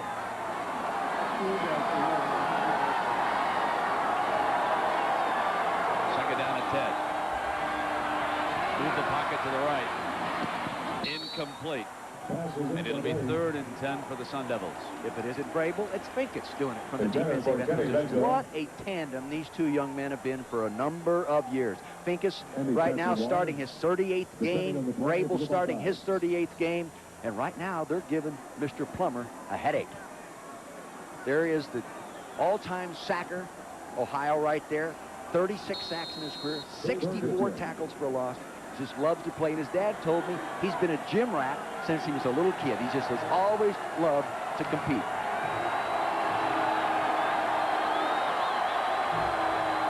Third down and 10 for the Sun Devils. Plummer, incomplete. They will punt it away. Again, it was Kenny Mitchell working over on the right side. You know, Brent, if I were Arizona State, I'd go back to using some movement and loosening up that man-to-man coverage. Just don't line up and let them zero in and play tight man. Make them chase you and loosen up the coverage. And sometimes defensive teams audible to different coverages versus motion. In a tight defensive game, one of the things you notice being around college football is that sooner or later there will be a play on special teams. Something will happen. And a punt or a kickoff. Here's Anderson. Boston is back. Big hop. Going to concede some yards. Bad mistake. He should get up Conceded there. a lot of yardage back all the way to the 20-yard line. 49-yard punt by Anderson. 52 seconds remaining in the first half. We're deadlocked. Here of ABC's Wide World of Sports will feature the men's competition of the NutraSweet World Challenge of Champions. Victor Petrenko, Rudy Galindo. The competition was taped back in mid-December in Innsbruck, Austria. And so we will have that on the NutraSweet World Challenge of Champions next Saturday, 4:30 Eastern Time. Ohio State, Joe Germain replaced Stanley Jackson as the coaches planned in this game. They had a package. 3 wide receivers for the Bucks, 4 down linemen. Rogers gets outside of pace because they drew the fake and they ran on the play. Scott Von der Ahe making the stop on Pepe. Remember last series I talked about how the 3 receivers forced the defense into a 2-deep, get the safeties out of there. Phil Snow, defensive coordinator, makes the adjustment quickly. That time they didn't use that. They got the free safety. Good call, good adjustment there, Phil. Gets the safety up in a position that he can fill that play if they come up inside. 2nd and 8.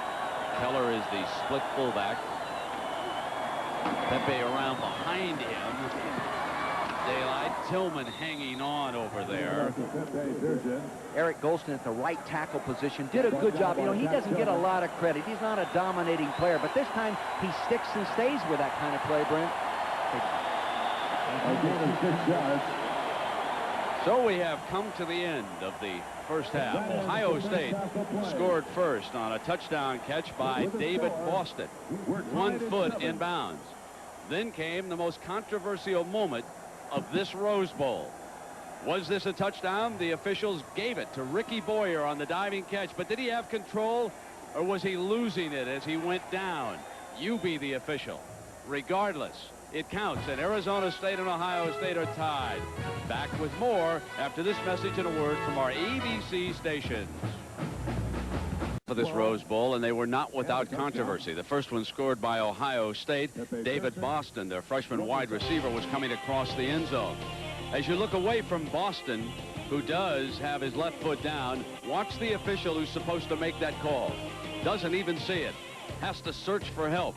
He does get it, and fortunately for everybody concerned, they get it right. We're not so sure about the second and Arizona State's only touchdown of the first half. From here, this diving attempt by Ricky Boyer appeared to fall out as he hit the end zone. But there's another issue. Early on in this play, was this not pass interference on number 11, Antoine Winfield? So even if it wasn't a touchdown, would they not have had a first down, which would have kept the drive alive? 15 yards, you know, is pass interference, not first and goal like the NFL. So with Dick Vermeil and Jack Arute, I'm Brent Musburger. Dick, I think you make such a wonderful point about Arizona State in the second half. Well, Brent, they have dominated play in second half. They almost like this kind of an environment, to be even or behind. That's Jake the Snake's competitive ability coming out, but they've outscored opponents in the second half 230, all right, to 72. That's a big spread. Ohio State, though, is dominating the line of scrimmage from a defensive standpoint. They've got to really feel good about their defense, but again, they've got to get some offense going, too. Are they as good when they're tied at the half?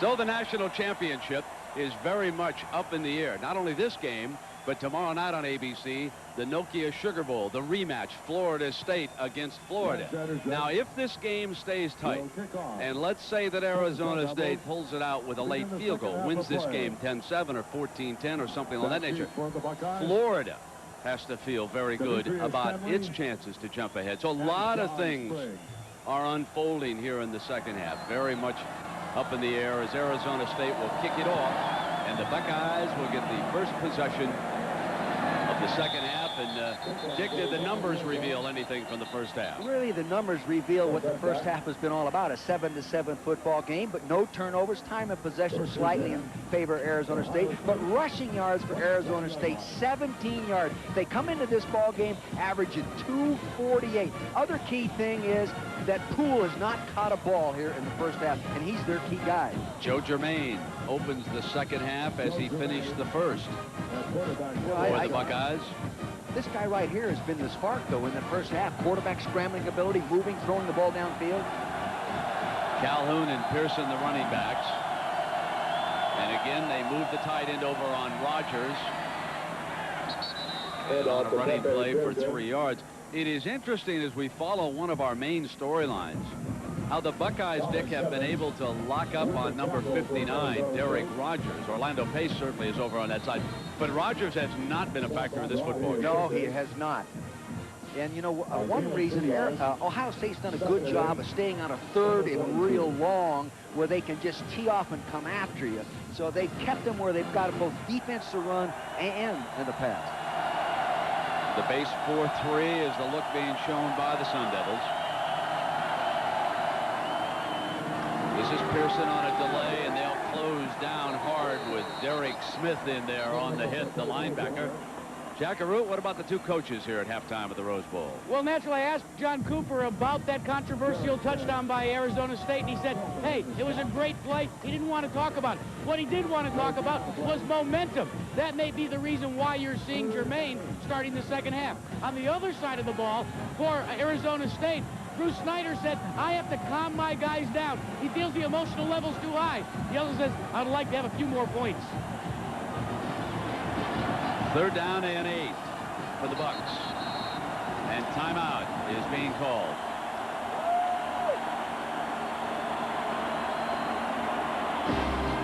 The Buckeyes use their first in the second half. Cooper not happy about that, and we'll take a break. And for a little break for the Snake. Hoping his defense can get him that football back. He doesn't look like he's too excited. I mean, he's very calm and relaxed. Derek Rogers flops over to the outside, just trying to get some daylight. It's like a pressure defense, and it is. They pick up Rogers, incomplete. Jermaine looking for the tight end, DJ Jones, coming off the line, but the pressure was there. See, they loaded up 4 guys to the left side of the offense. They couldn't handle everybody, but Jermaine handled the pressure. He got rid of the ball quickly. He just didn't throw it accurately. If you're going to get rid of the ball quickly, you still have to get your feet set to throw the ball.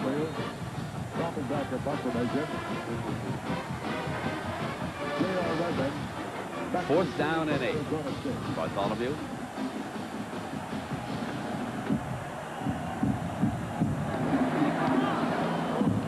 Now Redmond from the 35 slips at the 45-yard line. Well, Dick, Rogers flopped over on that other side and was able to get a little heat on this time. Well, they like to keep him away from the tight end if they can. If he's on the tight end side, he'll be wide. See, he's wide right now, working upfield on Golston, number 50.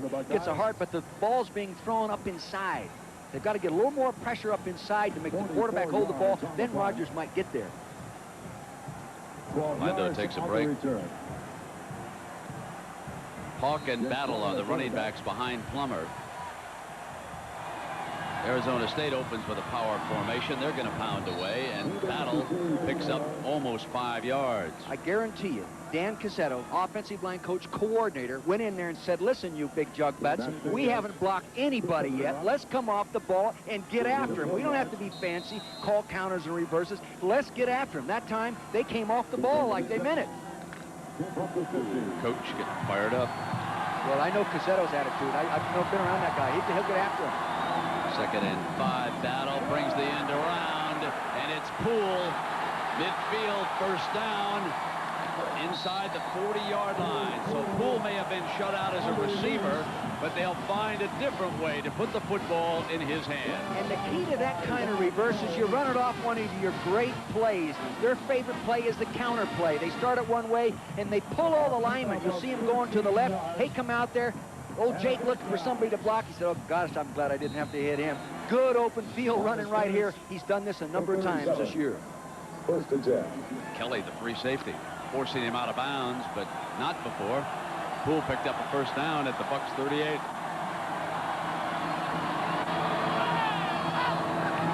Jackson is the short wide receiver. Battle with Miller trying to trip him up, and he was able to stumble forward for a couple of yards. So here it is, Arizona State stating the Sun Devils' case for a national championship. And tomorrow night it'll be Florida State and Florida stating theirs on the Nokia Sugar Bowl, 8 p.m. Eastern time on ABC. 2nd and 9. From the 36. Jake Plummer asking for a little assistance. He wanted him to repeat the play from the sideline. Poole is out far to the right. Jackson slot.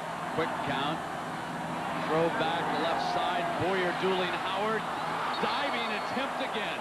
But this time, no catch. What they did that time, Boyer, 24 on the left side, away from action, tried to run a lull you to sleep route. He came off the ball and just relaxed and then took off. Bottom of your screen right here, you see what I'm talking about. He comes off, he pauses as the quarterback rolls away from him. See, he'll come off, now we're looking, pausing. Now he takes off and tries to use that sprinter speed, but Ty Howard did a good job of reading the intention. Redmond checks in as the running back. Remember, he too is capable of throwing the ball. Here comes the blitz from Kelly. They're going back to Bush on that screen. 35. Good call against the safety blitz. And Bush powers inside the 15, and now the penalty flags come flying.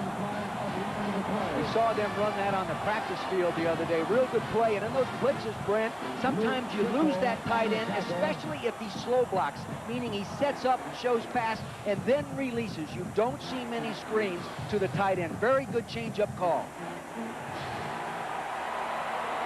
Against the Sun Devils.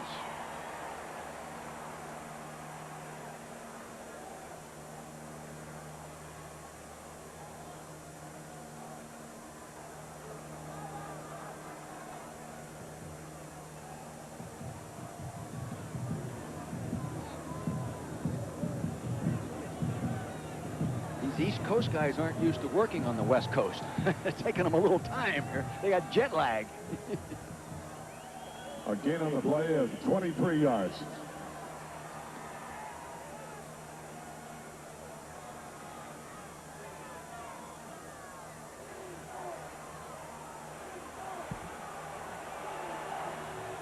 Bruce is trying to get clarification as the confusion reigns again here with this Big East crew.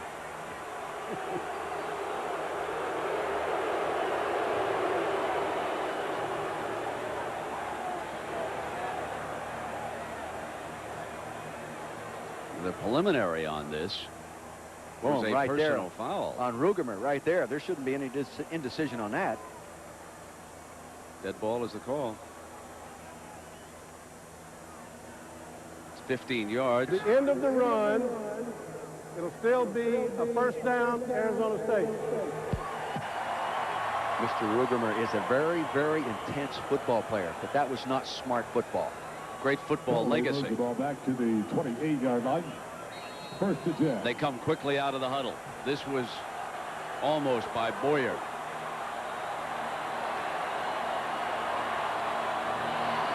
So it is first down inside the 30 against pressure. Katzenmoyer explodes it, and Redmond bounces off the first hit. There's another penalty flag down, however. So we'll see if the officials can sort this one out any quicker. I believe it's defensive offside or Mike Graybill on the tackle. Again, that hard count working, Brian. This one against the Bucks. That Rugemer, he's a real interesting story, Brent. Yesterday, visiting with his father, his mother, his grandfather was there. Really excited about being here. Listen. Offside, defense, 5-yard penalty, repeat first down. His grandfather, his two sons played here in the early 60s for Minnesota in the Rose Bowl. Now he's seeing his grandson play in the Rose Bowl. 23. Very 86 years old, Grandpa was, and he was really excited about being here. Been through many surgeries, and Mr. Rugemer said, you know, Grandpa may not be around if he didn't have somebody to watch play football. You know, we're going to have some seismic hits between Paulk and Katzenmoyer before this baby's over. Battle sprinting out. Winfield made the first hit as he came across the nickelback. Real good job by Mike Graybill, defensive lineman, getting penetration up there, making the play bounce outside right now. Mike Graybill. Top of your screen, 94. Winfield inside 68. See that right there. He's on Pat Thompson, 67. He pushes the play back, and then old Antoine, number 11, can come up there and finish it off with some help from 3 other guys. Let me correct myself on Winfield's number. It goes to number 11 coming up in that corner spot, the nickelback. Second down. This is Paulk getting his carry, and what effort he showed. He came away from Mr. Vrabel that time, didn't he? As he kept driving. Well, they pulled big Pat Thompson, the right guard. He's a 310-pounder and got him out there, and he came up in behind him. But Jeff Polk is built low to the ground at 6'1", about 245. He bench presses the weight room. I asked him the other day in visiting with him, you'll see the pull right here, right side of your center, number 67, kicking out right there. There's Polk. He doesn't need any blockers. He gets those pads down, takes people on, and runs over and advances the ball 3rd and inches. Orlando Pace has checked into the defensive unit. On 3rd and 1, goal line look by the Buckeyes, which means that Orlando Pace is in. Battle couldn't get away from number 13, Damon Moore. Damon Moore has done that all year, Brent. Not a great pass defender, just a real fine tackler. He loves those situations where it's he and the ball carrier. He can make the play. Orlando Pace there, number 75, defensive left tackle. He has an inside gap. He's got his pads up too high. That's why he gets knocked off the ball. The ball's forced to the outside, and Damon makes the play. But it's 4th down right now. Alert fake. But chances are they won't. Jake Plummer is the quarterback. It is 4th and short. Neese, if he kicks it, a 37-yarder. And Neese boosts the Sun Devils into their first lead of the day.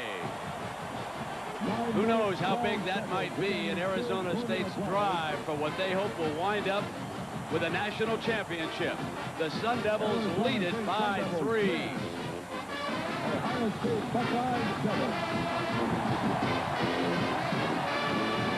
It's time now for the defense to stand up, and Greg Belisari asked for a little help just moments ago on the other side of the ball, telling Pepe Pearson, let's get with it. We're down 3, and the defense is playing like a Rose Bowl champion. Why doesn't the offense join us? Now Stanley and Springs are back deep as the Bucks need something on special teams, anything to get them going here in this football game. Springs will try it from coming out of the end zone. 15, 20, to the 25-yard line, and Joe Germain continues as the Buckeye quarterback, which leads me directly to your question, Dick.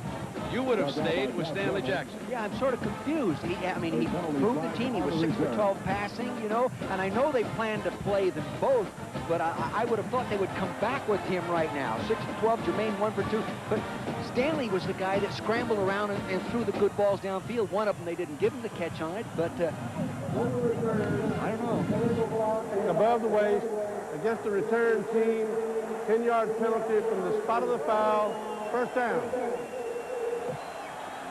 So another problem for the Buckeyes is that penalty goes against them on the kickoff return, and Joe Germain checks back in to see if he can do something, and now it's very tough field position. They'll be coming out against Bruce Snyder's defense from the 12-yard line. And Snyder starting to feel much better. His, as Dick told you at halftime, has been a great second-half team.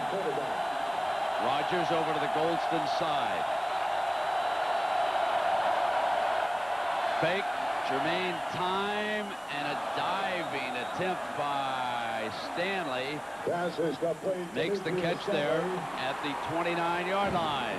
See that little token fake inside there to the tailback. It freezes the linebackers just enough to allow that deep square in. Now here they have good pass protection. Rogers on the left side on Golston right there doing a good job. He's got his hands on him. That's legal. You can use him. Good time. He's going to have to start coming underneath those tackles that are walling him off to the outside. He has that kind of quickness.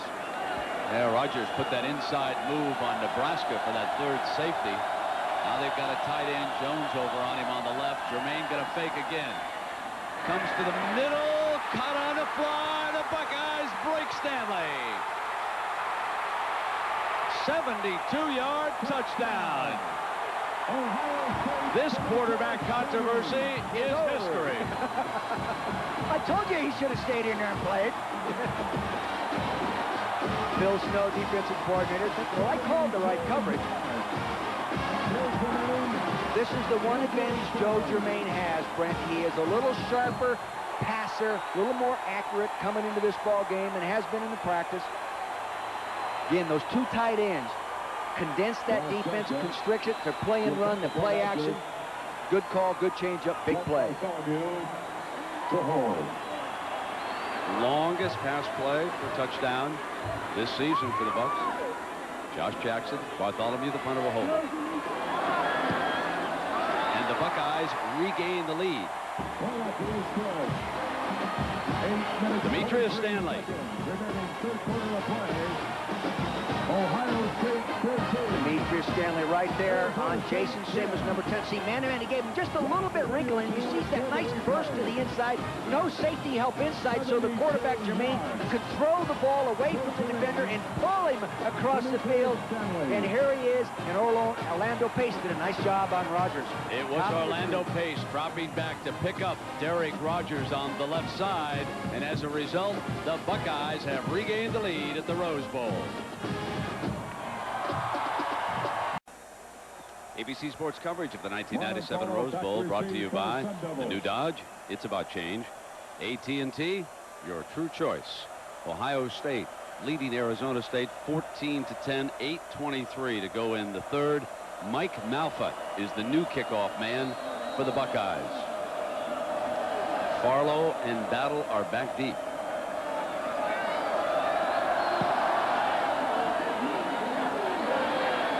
In the middle from the 5. Left foot kind of gave way as he made the catch. Got an alley. This is his favorite return over to the left. And Sean Springs there drives him out of bounds at the 29-yard line. And Springs is wrapped up. He and Battle are wrapped up here on the sideline. And also there was another member of the return team. And quickly some cooler heads prevail now and get everybody separated down there. The ASU defense decided to go with 5 down linemen right here. That meant they took the free safety Fright Night out of there, Friedman. That leaves 3 deep, so they get 1-on-1 here, 1-on-1 there, and here's the touchdown. Simmons is all alone, no inside help. He should try to cover him inside a little bit more. See, no safety there, 5 down linemen rushing. He beats him right there. Big play, as you said, longest one of the year. Quarterback, 1st and 10 from the 28. 2 tight ends. Battle squeezes through a hole to the 32-yard line. So let's take a look at the end of that kickoff return now. It was Sean Springs who came up strong on Battle. You can see it was a return left. And Springs really drove into him and is still kind of taking him down out of bounds over there. And he objected to that. And so he and Springs get in a little wrestling match there on the sideline. And quickly they're separated. Fake. And now Jake rolls the pocket, going to get forced back the other way. Katzenmoyer is picked off, and Plummer dives for a first down. Great block on the big cat that time, and Plummer was roaming free. See what they wanted to do, a very clever play, but it was read defensively correctly. They wanted to run Bush behind the line of scrimmage, the right tight end, and sneak him out the backside against man-to-man coverage, but Ohio State saw that coming. Real good coaching, very good alertness. You'll see to the right side of your screen here now, he'll run behind the line of scrimmage. You don't see that very often. They're trying a little trick play. Balisari, a student, too smart, wouldn't allow it to happen. J.R. Redmond checks in as running back. Gets the call, right side. Balisari bangs him out of bounds. Balisari does bang him out of bounds. He's been doing it for a long time, Brent. Academic All-American, postgraduate scholarship winner, received $18,000. In talking with him, he's either going to go to Ohio State if he gets in their med school or to the University of Florida. I would think Ohio State would insist that he come to school there. I think we get another penalty. Well, the Sun Devils came in here averaging almost 9 penalties a game, and they've been able to win in spite of it. Holding on the offense, 10-yard penalty from the spot of the foul. Repeat first down. This is Redmond sweeping away to the right, and you can see Balisari able to get on him, and then he gets help. But, of course, the penalty is going to bring the ball on back to the 30-yard line. Balisari, someday he hopes it'll be Dr. Balisari. He wouldn't mind, he told me yesterday, becoming an orthopedic surgeon. One of those smart, brainy guys on this Ohio State team.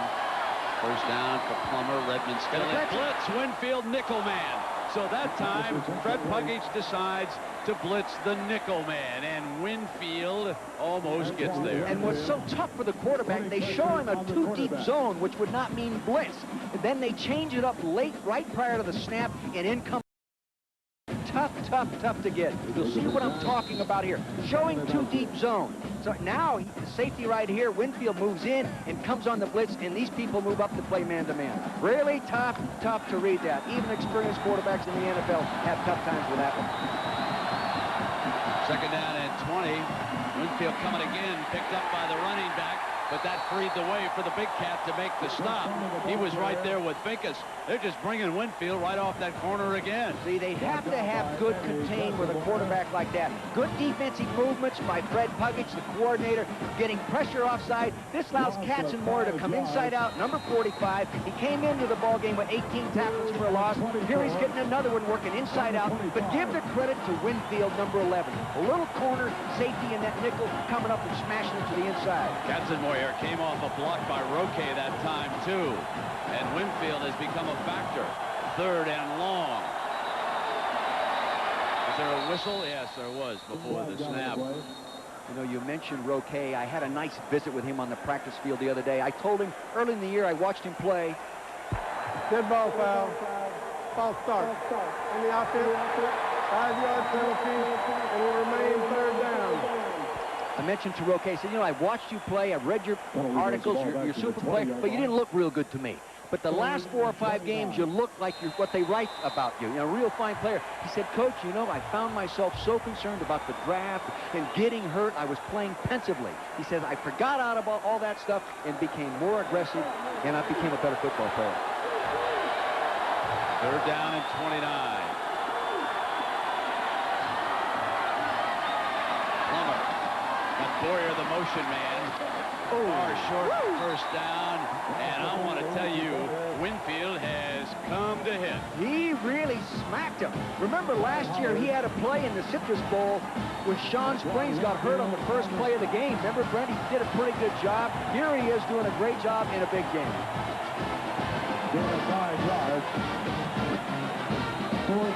It just took the Buckeye defense one touchdown from the offense. And they were putting the pressure on with David Boston. Makes the fair catch at the 25-yard line. It is amazing what that touchdown pass from Jermaine to Stanley did to this football game. It just upped the stakes for Ohio State, and they lead it. Ladies and gentlemen, when do you think the Goodyear blimp made its first appearance over the Rose Bowl? 1926. Cameraman is Glenn Hampton. They tell me he was not here in 1926. Glenn, nice to have you along with us on an overcast day in Pasadena, but just like Rose Bowls always, the rain holds off. Michael Wiley now, the dash and flash running back, and he's an outstanding receiver. In motion to the short side for Jermaine. Swadak picked up. Now the middle of the defense all over Jermaine. Von der Ahe in there on top of him, too. They were in a little different formation package that time, used a little motion, wanted to throw the crossing pattern, but they couldn't handle the pressure. They could have thrown it early if they had not been covered. Good pressure right up inside. He couldn't step inside. Swayed at number 99 doing a real good job. Very quick football player. Good pressure off the outside there. No place for Jermaine to go. Sack time. Now the Arizona State defense starting to step it up. Second down and 12. A national title could be at stake. Here's Wiley. Von der Ahe wraps him up at the 24-yard line, and he'll go down in a heap of Sun Devils. So far, when Wiley has been in there, they've given him the football. Might be wise to run a play-action fake with him there. He's also a good receiver and put him out of the backfield, Brent. Jackaroo. Well, Brent, you notice that Michael Wiley's getting a lot of plays, and one of the reasons why is he's relieved by Pepe Pearson, and the coaching staff feels that Pearson can't touch the ball more than 20 to 25 times in a game. If he does, they say a lot of his conditioning goes away. He doesn't carry quite as well. So they've worked Wiley into the rotation, but Pearson's back now. Jermaine steps away, and down he goes. Number 94 won't let him get away. Now, Clint Bernstein out of Glendale, Arizona. He will get credit for the sack, but the guy that really caused it was Rogers coming hard off the other side. He forced Jermaine to step up there and push him over to Bernstein. Phil Snow likes that one, defensive quarter. They have a good defensive series now. 5 yards on the sack by Brent Bernstein.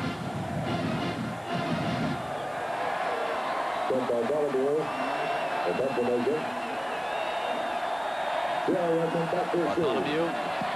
Oh, not a good one. And Redmond's going to let it go out of bounds. And they're coming up to mark this ball on the other side of the 50. Jake Plummer will play with half a field. That's only a 28-yard punt as the Sun Devils get pressure on the left side. And we'll be right back. Jake Plummer started out red hot, but now he has completed only 2 of his last 8 passes. And his favorite target, Poole, is being shut out by Sean Springs and the Buckeyes. Boyer with 3 catches leads the way for Bruce Snyder and the Sun Devils. The Sun Devils in their title drive down by 4 with Springs doing a whale of a job defensively. The running back, Battle checks back in.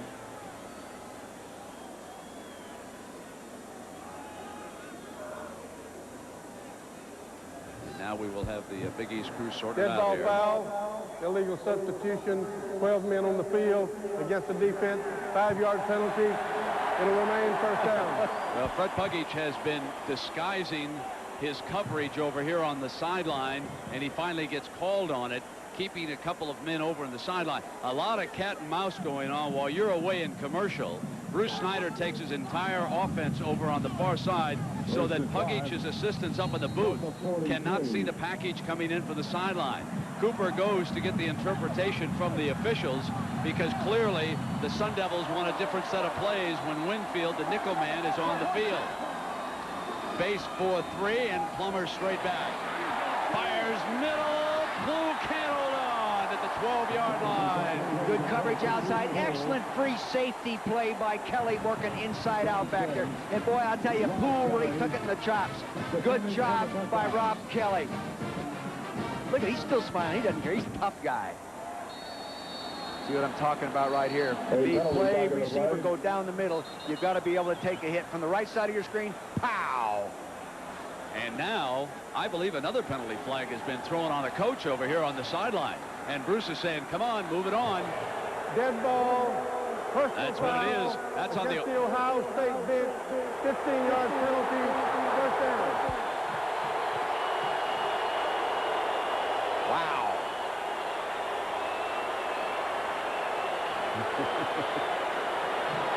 John Cooper knows it wasn't on him.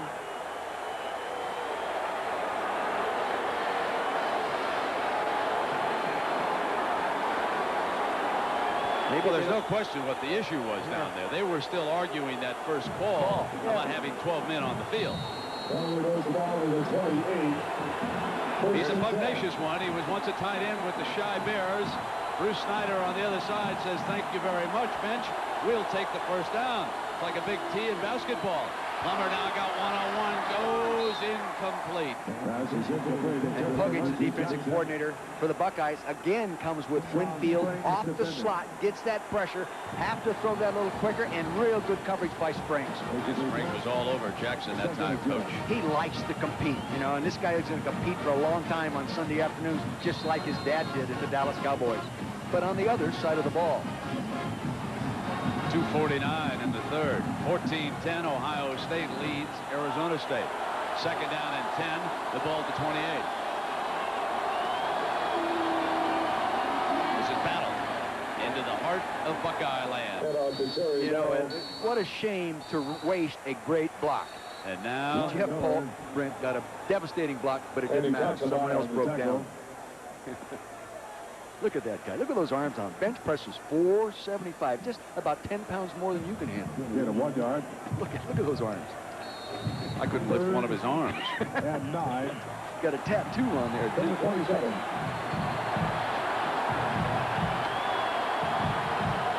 Boyer, the third wideout. You can bet they'll come after him. They're in that bare front right now. Yeah, here they come. Firehead one-on-one Poole, picked off. Katzenmoyer, the big cat rolling down the tower. Rumble, rumble, rumble. Wants a block from the safety, and there's going to be a penalty flag. Penalty flag is thrown back at the 40-yard line. The Buckeyes 40 on this play. Penalty flag. The 40-yard line. Katzenmoyer not blitzing in that situation, backing off in good pass defense. Ball batted back right into his belly. Andy Katzenmoyer. The interception by Ohio State is complete during the run.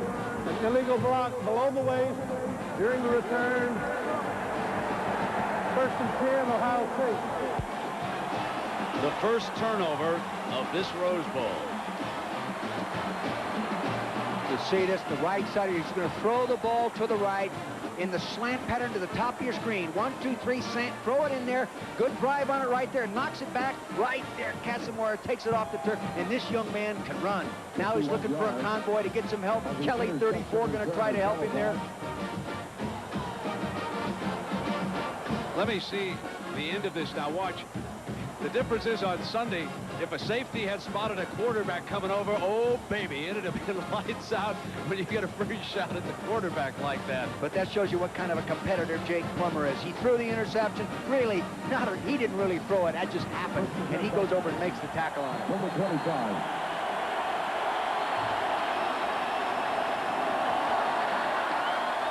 They've done a good job following takeaway. 23% of their points scored has come after a takeaway. But that favorable field position is negated, so they must take over on their own 25-yard line. Germain hit on the release, incomplete, and that was Simmons. He was the cornerback who was tracking the wideout that time, Buster Tillman. Again, they used that same principle. That they worked with the 5 defensive linemen, but they used the same principle of play action fake, try to keep a safety out of there, then throw the post pattern. Excellent coverage that time by Jason Simmons. They say he's a great competitor. He demonstrates it right here. Look at that left hand, just like the coach's coach, Donnie Anderson, the secondary coach. Really well done. Here it is again. Look at the closing speed right here. Got to step on him. There he goes. Left hand. Matt Keller in on 2nd and 10. He's an outstanding receiver. Sueda again gets off the ball. They want to set the screen against it to Keller. And Rogers was in on that tackle that time for the Sun Devils. You're really right on it, Brent, when you say again he gets off the ball. Is that guy quick? Sueda, number 99. He gets off the ball. One of the best defensive tackles I've seen this year. And Rogers is quicker, one of the faster men on the defense, but he's not a tackle. See, and he pushes up inside like that. And Sueda forced it. Now they just think there's no place to really advance the football. I don't think, Dick, I have seen a defensive lineman anticipate a snap count like Sueda is, and clearly the Buckeyes need a hard count right here. They'd pull him right across. It's 3rd and 15, the ball on the 20. Now the Sun Devils show pressure at the line. They're coming. Oh, here's the sack. Fright Night in on top after Smith hit him first, and Germain is sacked at the 5-yard line. He saw the blitz coming. He saw it, but I don't know if he's audible or not, but if you're going to audible, you better get rid of the ball quick, because old Derek Smith coming off the top there. Coming right off the top of the screen here, up the top. Here he comes. They can't pick everybody up there, collapsing inside. He couldn't get away from it. Then old Fright Night, he is a free safety. Not free, he's a sacking safety right now. Now, tough spot. Remember, there was pressure on Bartholomew from the left defensive side for Arizona State out of his own end zone. Oh, he gets a good one, too. Here's Redmond. Another penalty flag comes flying. I wish those guys would have left those flags in the East Coast.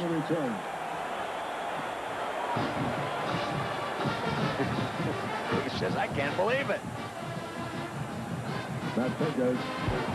During the return, an illegal block in the back.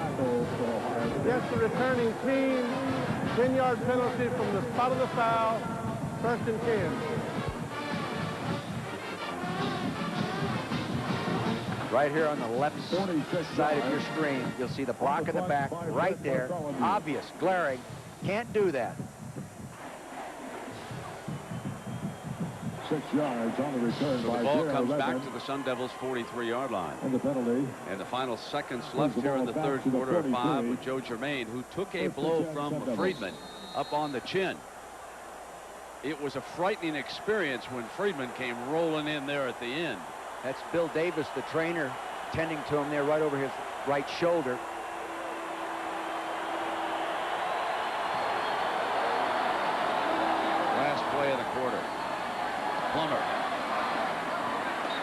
Complete. He puts the ball in the hands of Lindsey Jackson. And the third quarter comes to an end. Well, if Arizona State is to win a national championship behind Jake Plummer, they're going to have to do it in the last 15 minutes. That's coming up after this message and a word from our ABC station. This is why life can be tough for a quarterback. Take a look at the hit delivered by Friedman on Jermaine. And over on the sideline, Jermaine has been receiving medical attention as he was slammed to the turf. He came into the game, we are told by Jack Arute, with a cut already under the chin, and that hit by Friedman reopened it. Now it's a Sun Devils ball. We start the final quarter. They trail it in their bid to be a national champion. 5-4. Here is Battle, the running back, and he makes it to the 42-yard line. That's a first down for the Sun Devils. They came with that same blitz off the slot. Now the receiver in the slot signaled the quarterback that he was coming. I don't think they audibled. They already had it called. Their Dan just had a signal to the quarterback. Your call. Go with it. A gain of 8 yards. The Buckeyes using almost an exclusive nickel defense against the 3 wide receivers of the Sun Devils. Boyer in motion. Drops it at the 35-yard line. Second down and 10. Yeah, now they're starting to use motion now to loosen up that man-to-man coverage. Taking a look at the numbers here after the third quarter. OSU now at 193 to 165. Only one turnover in this football game. ASU picked up a little bit time of possession in that third quarter. First downs 10 to 13.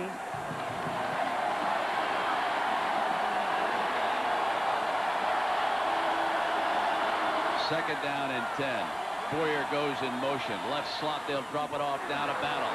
Alley bounces off of Moore to the 31-yard line. Another first down, Sun Devils. Battle and the Devils are driving. Very Battle is strong. You mentioned that earlier, Brent. That time he's running upfield good, and he gets his pads down quickly when he has to, and instinctively ricochets off there and moves that for the first down. Boy, is he going to be a good one. He's got another year of eligibility. Little swing pass screen pattern coming out there. Lays it off nice. And now he's out there in the open field. He can make a decision where he wants to go. And that's a good tackler. You should wrap your arms, though, in Damon Moore, number 13. And Moore is still down on one knee.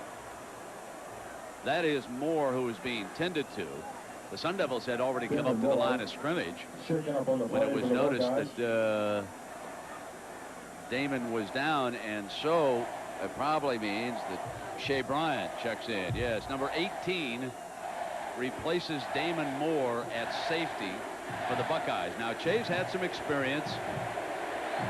Yeah, he played in all 12 games last year, Brent. He's played in all the games this year, too. He has some experience, but he is not a Damon Moore. Poole, Boyer, and Jackson, the wideouts.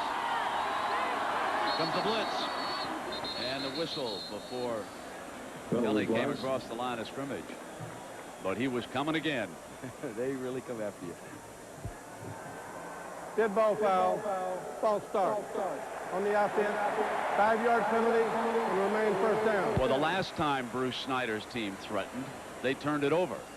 This time, a false start, and they're penalized 5 yards. Sometimes, you know, the offensive linemen up there, they see that blitz coming, and they get a little shaky, and they move, and they cannot lift that hand. It has allowed Moore to return to the defensive backfield. Shaken up momentarily. The safety for the Buckeyes is back for 1st and 15. They jumped into the bare front now. Short drop, got Boyer, drops it. Sean Springs was coming up to deliver a message, and it was incomplete. Again, using movement to loosen the defense. But, you know, when you're throwing to a man in movement, out of motion, moving from the backfield, you've got to throw it accurately or he can't catch and run. Dick, whereas in the first half, Springs was locked up on Poole for almost all of the 30 minutes. He's off of him right now. Right, and you know, when they play zone, then they'll loosen back off him. So they're obviously slipping a zone in there once in a while, Brent. So now as he goes out, split out to the left side, Springs has him. Plummer looks back, incomplete, should have been caught by the tight end, and it was dropped that time by Kendall. Good call, a little crossing pattern by the 2 tight ends. They sent Bush, 82, upfield, wanted to bring Kendall underneath him, just threw it a little bit behind him, though. Catchable football. That pressure is bothering him a little, Garrett. There's wide receiver coach there, Coach Pflugrad. See, they're going to signal now. They got 3 guys giving the signal. Only one of them is alive. And that backup quarterback, number 11, is tall, folks. You weren't imagining anything. Campbell is 6 foot 8 inches tall over there on that sideline. Now 3rd down and 15. Jackson locked up with Howard. Springs is well off a pool. And Kelly stepped into that neutral zone. Battle is hit quickly. Jake Plummer's doing a good job of holding the snap count. They use an erratic count. It's not rhythmic, so he can hold it. And that got the guys across the line of scrimmage. Just as long as you don't move yourself offensively, you're all right. You know, I'm having a hard time believing what I'm seeing. I mean, wasn't he standing and wasn't there movement in the neutral zone? The helmet was over the ball.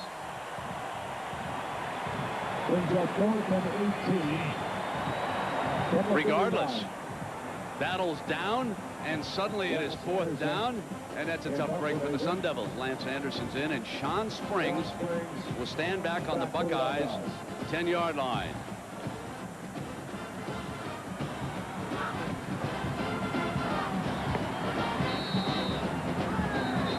Been some weird things go on at Rose Bowl's past.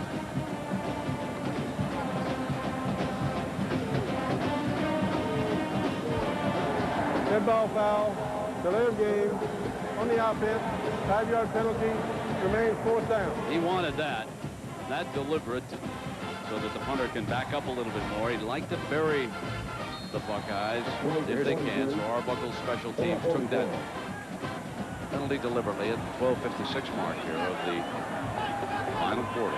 14-10.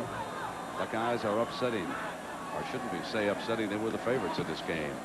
Low punt, trying to get it out of bounds, trying to get coverage downfield, and it is out of bounds. Beautifully done by Anderson, rolling out at the 6-yard line. So the Buckeyes will be coming out now from very tough field position with a quarterback who was shaken up in his last possession. And this could be a huge play in this football game. We'll see if the Arizona State defense can take advantage of it. We come back to the Rose Bowl in Pasadena. These aerial shots courtesy of the Goodyear Blimp Eagle, based in nearby Carson, California. The pilot John Creighton from Torrance, California. 12:47 left in the Rose Bowl. Ohio State with a 4-point lead. Joe Germain shaken up on the last play. Blood down on the front of his jersey now. Coming out from the Buckeyes' 6-yard line. The Sun Devils, they smell that blood right now. Schweda tries to get across. Pepe's got the hole on the right-hand side. Now, from the backside, he's brought down, but not before he's bailed him out with a 12-yard run. Derek Rogers chasing him down, and Matt Calhoun gets the job done for Germain and the Buckeyes. He did an excellent job. Matt Calhoun, lead blocking. That's what he's in there for. As you earlier said, he's just like a fullback in there, a guard. Here he is, left-hand side of your screen, right-hand side, up in there. Pow! Nice contact by both people. There's the hole to run in. As big a run as the Buckeyes have had all game long. That bails them out of deep trouble, out to the 18-yard line. They give it to the fullback, to the 21-yard line. That time Mike Jacobs, who's up in that booth calling the plays, sent Keller back in the game, and he got the carry. John Cooper's coaching staff underwent a shakeup. Joe Hollis, who's down on the field, was the offensive coordinator, and Hollis will become the head coach at Arkansas State. And Walt Harris, who's upstairs and who had been sending in plays, he took the head coaching job up at Pittsburgh. And there you see the great veteran Hollis down on the side, was on some Georgia staffs down there. Coach Phil Snow. So 2nd down.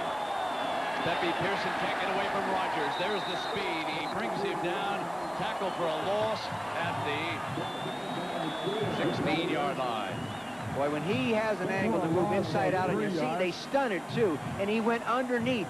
He didn't charge straight ahead. He came underneath, top of your screen. See, he stunts underneath. Now he has the quickness to jump back, inside out, and make that kind of play. No substitute for speed on defense, and he has it.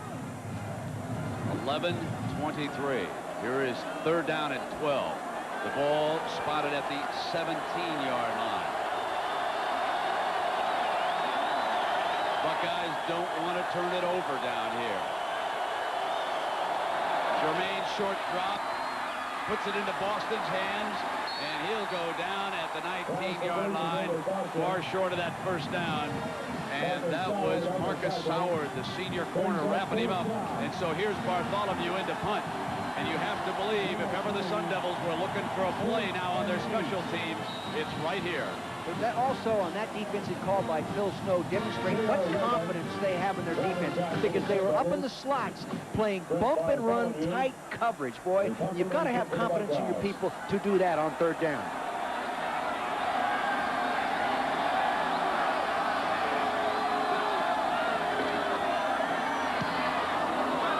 Redmond picked up on the bounce, trying to save a loss. Does a decent job. Back to the 32-yard line. The Sun Devils are 68 yards away. They trail it by 4 in their bid to become a national champion at the Rose Bowl. Arizona State defense has yielded only 2 passing touchdowns. Now it's up to Jake Plummer and the offense. 14 of 27. 1 touchdown, but the 1 interception. The big cat, Katzenmoyer.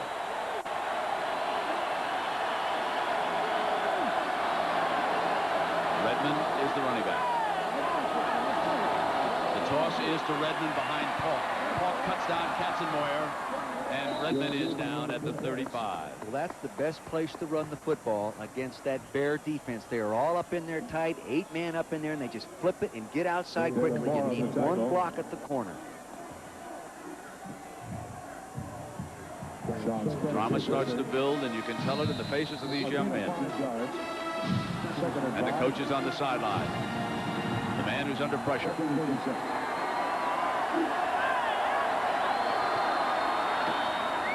This is Redmond again, plowing straight ahead, short of the 1st down.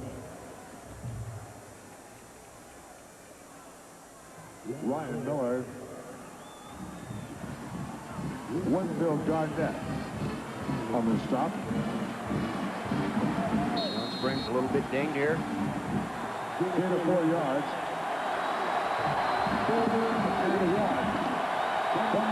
3rd down and 2.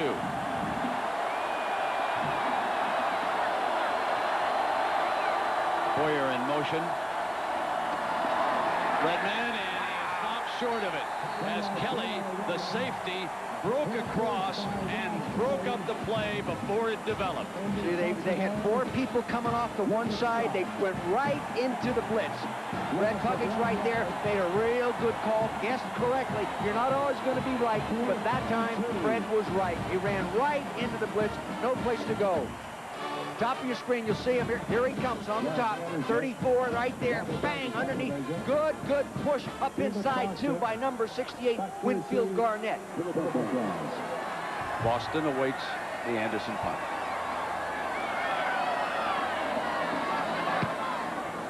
A boomer. What a leg this young man possesses. A chance. It's down inside the 5-yard line. They'll spot it at the 2. Isaiah Mustafa. So again, it's up to Mr. Snyder's defense to get the ball back if he is to have a chance at a national title. 59 yards on the punt. Sports coverage of the 1997 Rose Bowl, brought to you by Honda. Vehicles designed to help simplify your life. Merrill Lynch, for clients around the world, we make a difference. The difference is Merrill Lynch. Visa is everywhere you want to be. And Pizza Hut, making it great again and again. And again, the story. Jermaine on the sideline for the Buckeyes. Stanley Jackson, the starter in this game, now returns. A very tough spot for Jackson. Coming out from the Buckeyes' 3-yard line. The hand is to Pearson. Bust loose. He's got 20-yard line. He's free. Soward in a foot race has the angle, and he pushes him out of bounds at the 35-yard line. Pepe Pearson rested more today as Wiley and Keller have been used as running backs. comes up with a huge bailout run of 72 yards here in the fourth quarter. And they go right back to the reason they're here. Run right at people, lead the fullback, make contact, and give it to a back that wants to run hard. Good lead block by the fullback, not a dominating block, not the reason they broke the play. Good running right there. They blitzed from the outside. He ran through some arms. He has excellent speed. They say he's the fastest tailback they've had there in years. He demonstrates it right here on this run. First down and 10 for the Bucks. The tight end moves over on the Derek Rogers side of the defense. Wiley now in the game. And Wiley to the 32. If there is anything different that we have seen with Coach Jacobs running Cooper's offense, it is the fact that he has utilized more manpower in this game. He has had separate packages, not only for his quarterbacks, but using Wiley to rest Pearson. Now Jacobs, who's calling the plays for the first time today, is a vet. He's over on the left, and he came off Don Nehlen's staff at West Virginia. He's a veteran play caller. He will be the offensive coordinator at Ohio State. And I say nice job with this baby, at least so far. Long way to go. Second down now and 7. This is Wiley, excellent receiver. Timeout call by Jackson. He'll come over to the side. So he ran out of time. He's saying, guys, get the play in sooner. We'll take a break. Cooper's Buckeyes lead it by 4. I don't know how Orlando Pace looks in green, but the New York Jets have to think about this man as number 1 as he catches a defense stunting and he buries the lineman on that side. I know. The other thing you don't want to do is stand up in front of it. Look at this guy. And he's just a young, immature guy at, you know, at 340 pounds. Second down. Here comes pressure from the Sun Devils. Wiley steps free. Oh, if he had just maintained his balance, he was gone. There was pressure coming up from that side of the defense, and Wiley had the hole.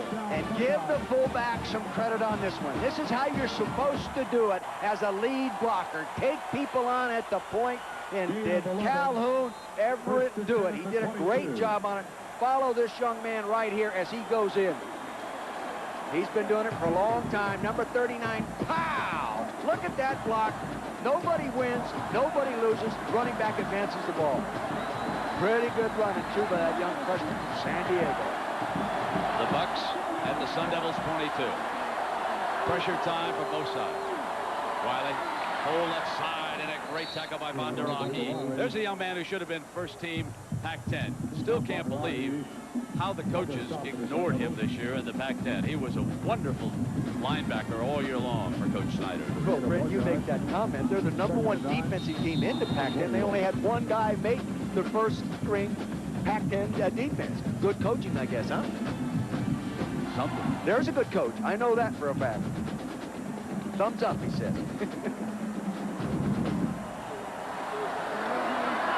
Second down and 9. Stanley and Boston have caught touchdown passes.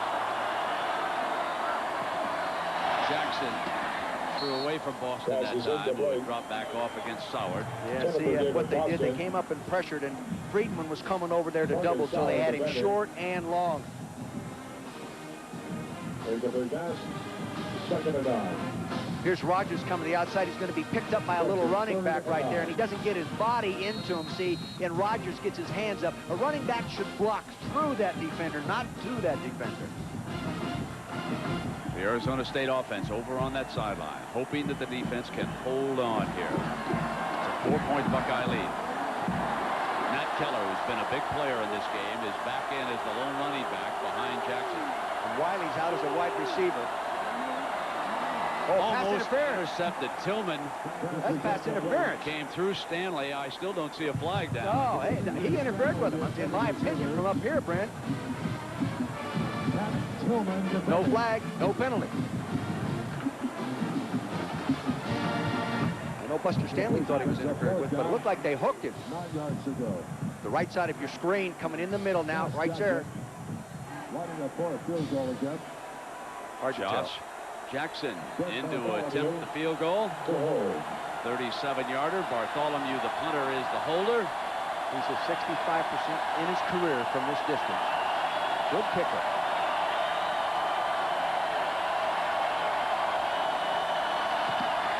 Blocked. Loose. Sun Devils. He flipped it. And the big fella Rogers is rolling. There is a penalty flag down, however, so hold on. Penalty flag. Back at midfield. Bernstein deflected it. He's done it before. He came into the game with 3 blocks. That's what's the advantage of being 6'8". Didn't you earlier say a special teams play is going to take place in this ball game? You were right again, Mr. Musburger. See what we've got. This may take until midnight. Derek Rogers picked up the ball. After the block and after possession by Arizona State, during the run back, an illegal forward pass against the returning team, 5-yard penalty from the spot of the foul, first down.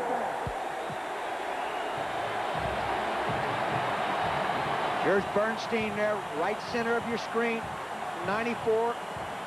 Here we go, right up there. Good penalty. He should never get in those inside gaps. Should never happen. 94 right there. He turns his body. He's a loosey-goosey guy for a 6'8" guy. Now Jake Plummer quickly at the line here on first down. Throws back left deep, got his pull, and it's broken up at the last instant by Sean Springs.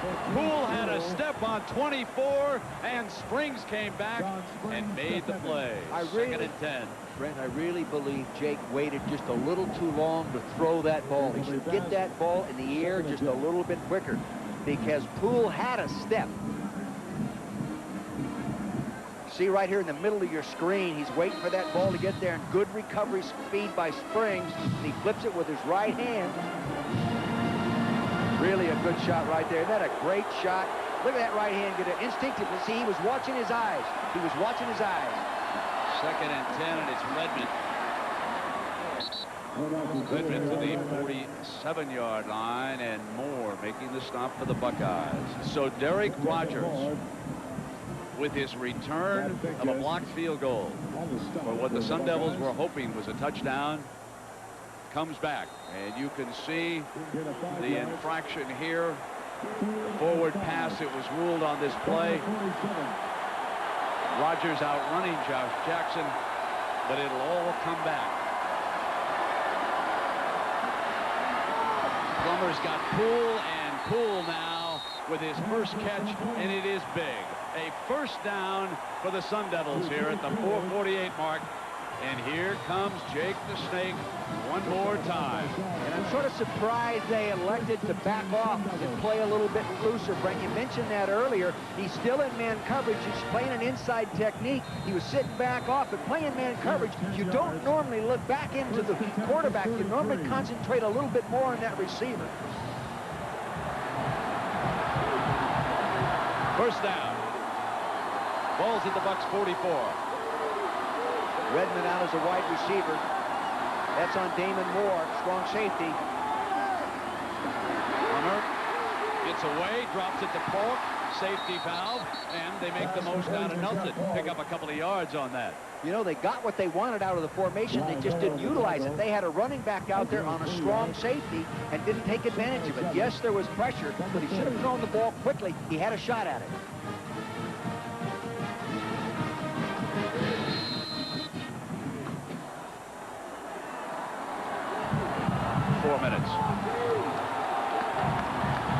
Arizona State, the comeback kids all year, trying to do it again. And the Sun Devils hope to state their case of becoming national champion. Here's the toss. Redmond hit by Moore. 39-yard line. Filled just like you would coach him to fill the ball. They cross-blocked, they blocked the tight end down, pulled the big tackle, Rugemer up there. There looked like there was a nice lane, and Mr. Moore, Damon Moore, we've called his name a number of times, came up there today and really filled that play nicely. They toss it quickly, You'll see right side of your screen. Here he comes, inside out of the play. Boom, pads down. Nice technique, Damon. Well, it's raining pretty hard out there right now. And now it is 3rd and 5.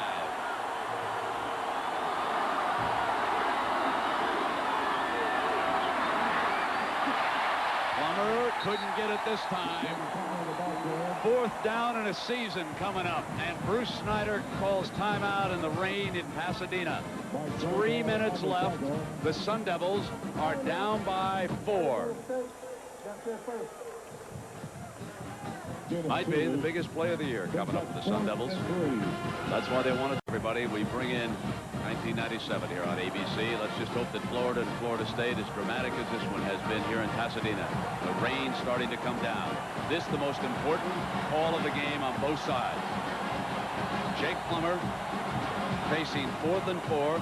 The Sun Devils trailing Ohio State by 4 points, 14 to 10.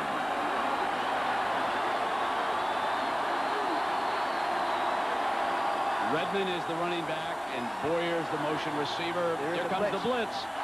They go one-on-one against Howard. Got it! 1st and goal for the Sun Devils.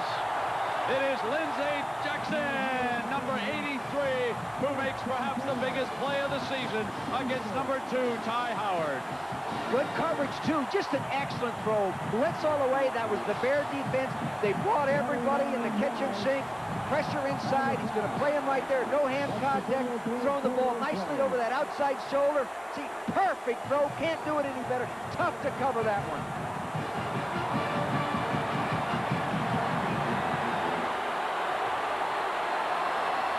Now 1st and goal. Pauk, the fullback, for 1 against the heart of the Buckeye defense. Boy, I tell you, I don't know if I wouldn't have thrown the ball on 1st down there. The one thing I learned from Sid Gilman a long time ago when we were working together, when you get inside the red zone, try to score up the 1st down, especially in tight situations. This guy knows what he's doing. I don't question it.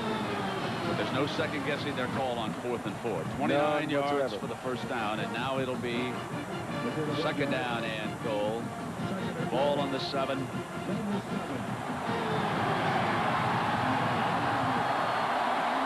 Three wideouts for Plummer, and Bush is the tight end on the right-hand side of the formation. Plummer hit by Belisari. Held onto the football, wrapped it up. It'll be 3rd and goal from the 11-yard line as Belisari comes backside, and Snyder uses his 2nd timeout. What a career this young man has had. You just can't say enough great things about that kind of football player. Top of your screen, number 30 coming in. Now, Pincus 92 collapses it inside. Roquet moving outside just a little bit late. He's got to get out there quicker. He was zoning off inside, but didn't move inside out quick enough. And Belisari comes around there playing his last game as a Buckeye. And one day he'll be operating as either one of them. Hope it's you, not me. Unless you have a credential. What a football player. No one is allowed on the field. Now the Arizona State offense going over to be around Jake Plummer. Remember, this is a team that has pulled magic out all season long. They've come down to 147.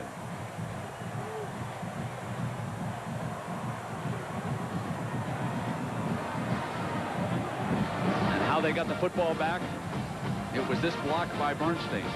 Number 94, right to the left side of the center. Came in that outside of the guard and inside, and see, they did. That was a planned maneuver. See, they power block Pace back so he could not close that inside gap efficiently, and that's how Bernstein got inside. They used a throwback pass to Jake Plummer in the same stadium against UCLA. They're coming again. Plummer in trouble, steps away, cuts free, breaks loose, 5, touchdown, Sun Devils. Woo! The Snake does it again. This team won't die. You can cut a snake's head off, but he continues to live.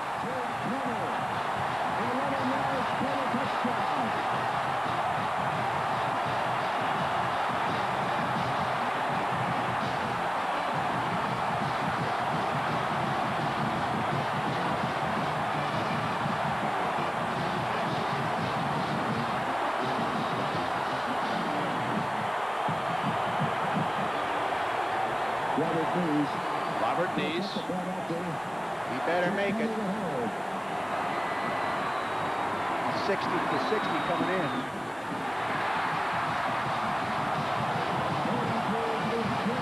Now 1:40 to go. Jake the Snake and the amazing Sun Devils of Arizona State have stated their case, at least offensively.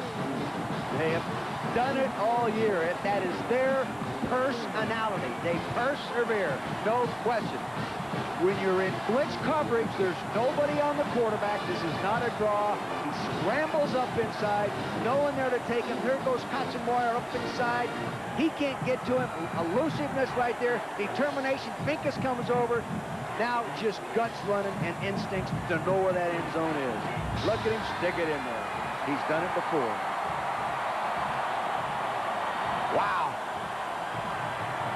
If I were John Cooper right now, I would be almost ready to die. What a minute. Look at this. No, he's not a rattlesnake. He's more like a cobra. And when he strikes, it hurts. It hurts. Back in October, Jake did it in the fourth quarter just like he's done it here against UCLA. Threw for a touchdown. Ran for a touchdown. Not a pass for a touchdown. But now, Arizona State's kicking team needs to hold up against Sean Springs and Demetrius Stanley.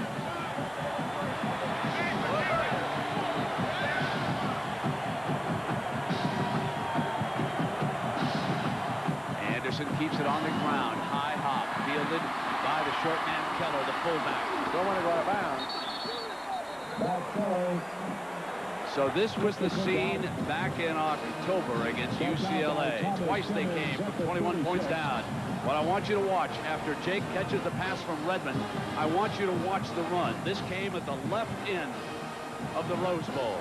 Watch him weave his way and dive to pay dirt. Does that seem familiar? Did we have a dive at the other end zone just moments ago? Joe Germain, who threw the long touchdown pass, has replaced Stanley Jackson. The Buckeyes have only one timeout left and 1:33. Field goal does them no good. Tight end, incomplete. Almost intercepted by Friedman. He wanted to stretch the defense sideline to sideline and get down the seam. And Friedman has real good way action. Let me correct myself on one thing. They can't win it with a field goal, but they can get it into overtime. You bet. Sun Devils in their scoring drive with 58 yards with 10 plays. Second down at 10. Using 3 minutes and 56 seconds. Slot to the right.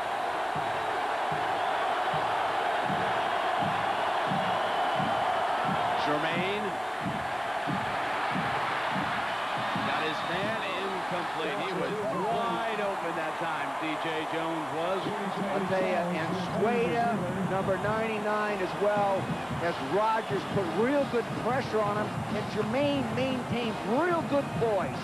He's held the football, he stood away from the rush, and just stood in there, drew almost the perfect throw. Good concentration, good poise for it. There's two John Coopers reacting there. That's his son standing right behind him. Third down and 10 for Germain and the Bucks. Got it to Stanley. That's a first down, and it stops the clock in college, remember, on the first down. So it's 1:16. Jason Simmons, the defensive back on that side.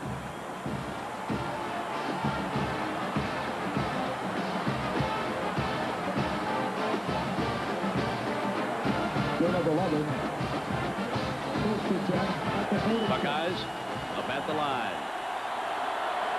Germain, far side, incomplete. Second down, he wanted Stanley, and there is a penalty flag flying on that far side. You know, as I think back to that October Saturday, it is so eerie because in that game also, it was Bernstein who blocked the field goal in that game. And it was Jake Plummer, of course. We just saw that when he touched down. Ineligible receiver downfield. Very costly. The Snake has done it again.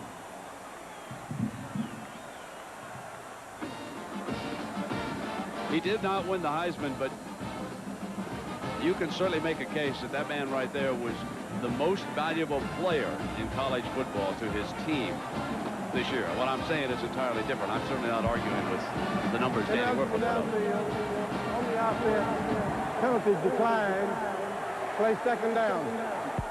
What no one should forget is that this Arizona State team authored, in our mind, the biggest victory of the year early on when they shut out Nebraska. Now it is 2nd and 10 for the Sun Devils. Incomplete. And it has come to 3rd and 10 with 1:04 to go. Damian Richardson defending. See, again, they're in that 3-receiver set, spreading from side to sideline and trying to pick the guy that's singled up going down the hole. But they're keeping 2 safeties back there right now and playing across the front man-to-man, not blitzing anybody, but trying to get a good rush with the down 4. Now leading the cheers.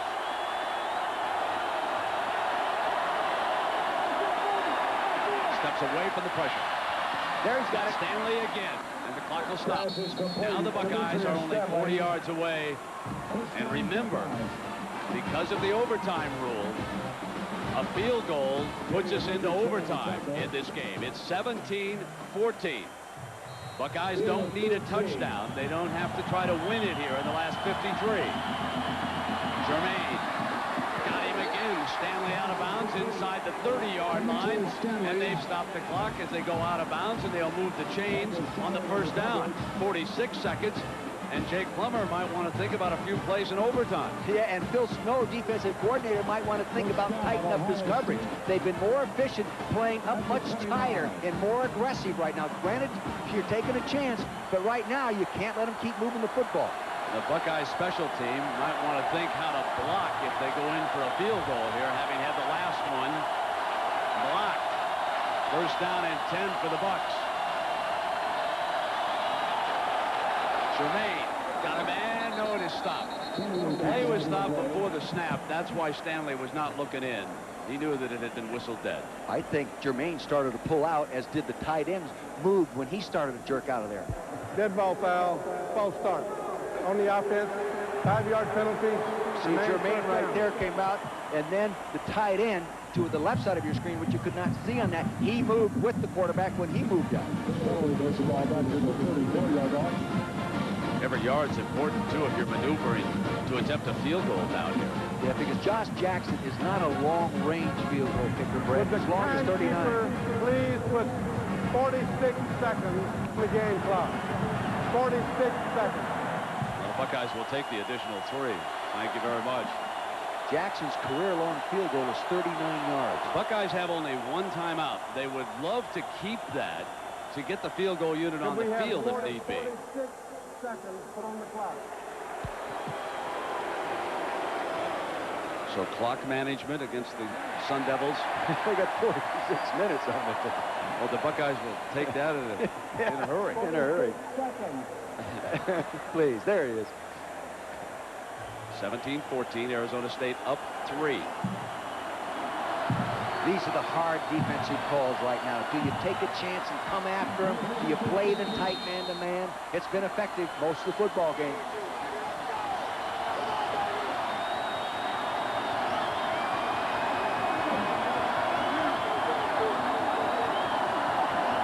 Joe Jermaine. One-on-one against Simmons. And there's a penalty flag on the play.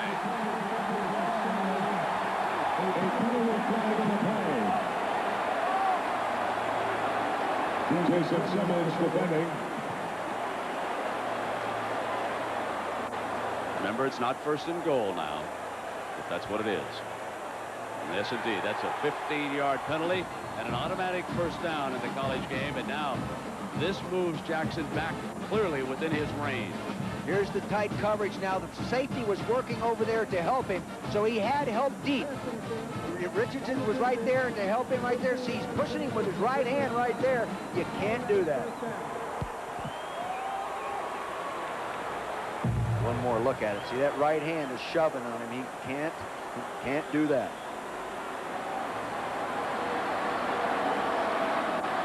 Now they are down to the 20-yard line. See, that right there is a 37-yard field goal.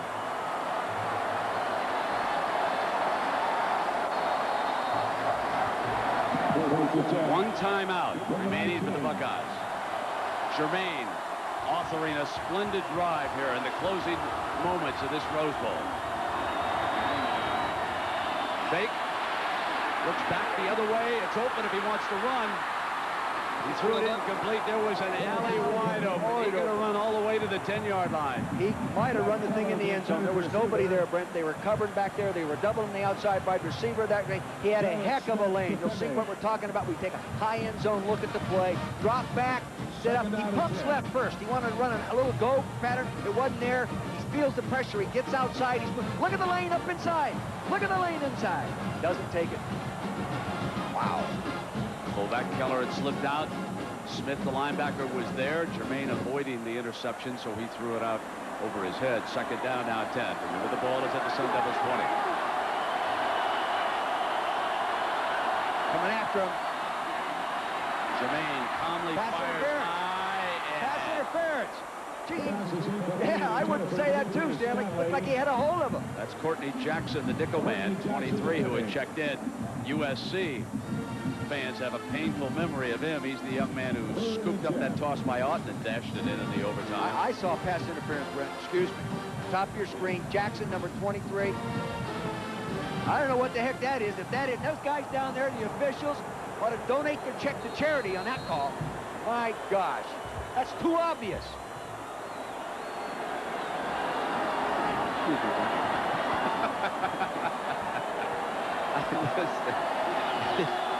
Wow. No disagreement for me, but it's down at 10.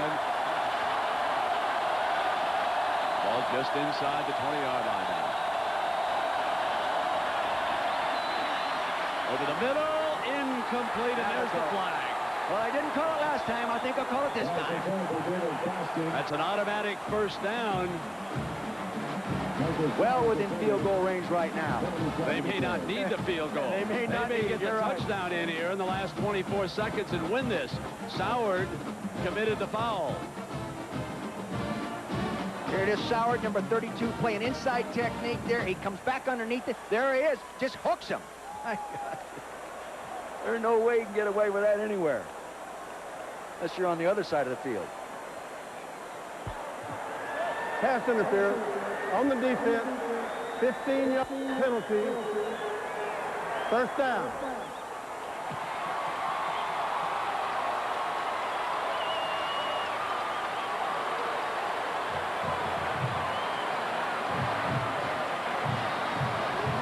Well, Bruce Snyder on that Arizona State side has said over and over that negative events have not impacted us very much this year. They're about to be tested on that. 24 seconds to go. The Buckeyes still have a timeout remaining.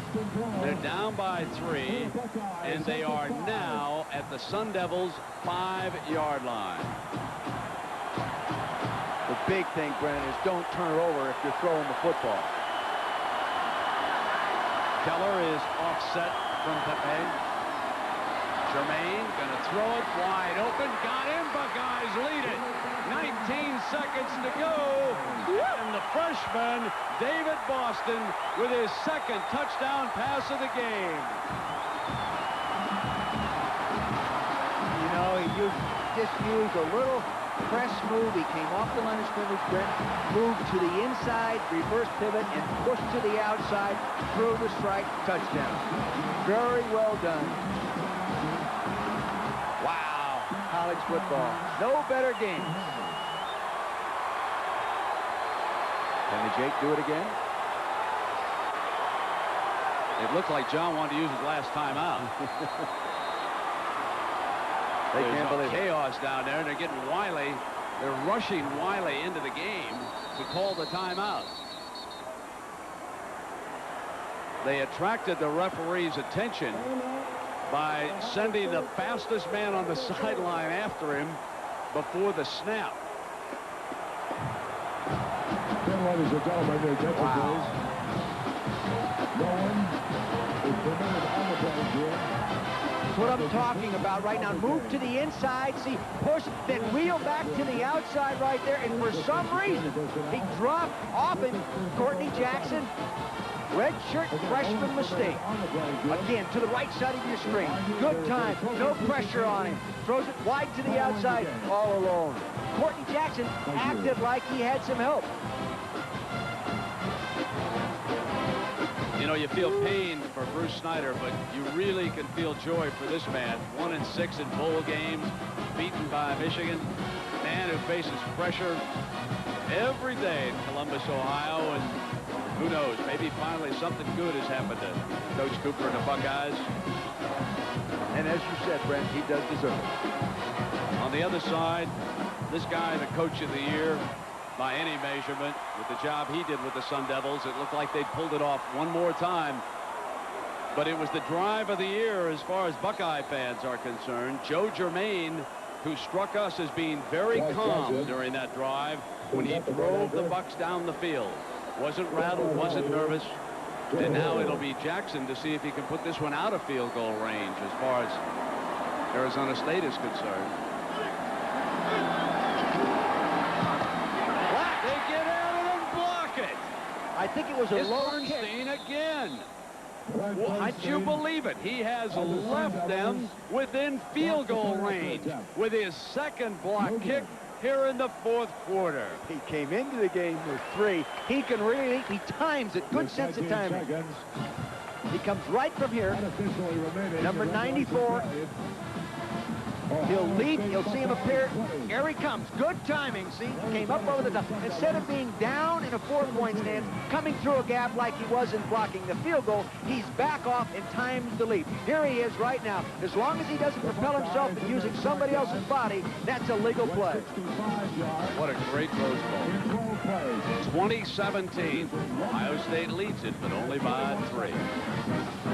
The snake gets ready, and Jack Arute, there was some confusion on John Cooper's sideline a moment ago. Well, Brent, originally it looked like they were going to call a 2-point play. In fact, the 2-point team was out there. John Cooper called them off at the last minute and sent the kicker out. So you got to begin to second guess 2 points or 1 point. They got no points. I think in that situation, though, Jack, you've got to kick the extra point. You don't think that's going to I get agree. long. You got to get to 4 if you can. I agree with you. Here is the kickoff now. They're going to put it in Redmond's hands at the 15-yard line. Can they get a return? Alley right side out to the 34-yard line. Arizona State with 1 timeout left and 14 seconds, and the one fella that they want to stay away from is number 24, Sean Springs. He has been magnificent in that defensive backfield all day long. They came in as the #1 pass defense in the country, the #6 defense overall in the country, and they proved why they're rated that high. They have earned the right. They'll be way back in a prevent defense. Jake throws for the first down to Bush. He'll get out of bounds, stop the clock at the 47-yard line. Just 7 seconds left and 1 timeout. So they need 1 long completion here, then use the timeout if they can hurry and get Nice on the field to attempt the field goal. Yeah, plus with 7 seconds, Brent, the long completion might eat up 7 seconds. Exactly, Coach. They should be 3 deep across there or 4 deep across. They're 3 deep across in the secondary. On a quick count. Middle got the first down. Jackson's got to get down. They got to stop it. Time has run out. Ohio State beats Arizona State. The Sun Devils' dream comes to an end in Pasadena, but not before they put on a heck of a fight. Bruce Snyder's Sun Devils give it up in the last 30 seconds. Ohio State University Buckeyes 20. Arizona State University Sun Devils 17. And now John Cooper, 10 years apart. He came here with Arizona State and won.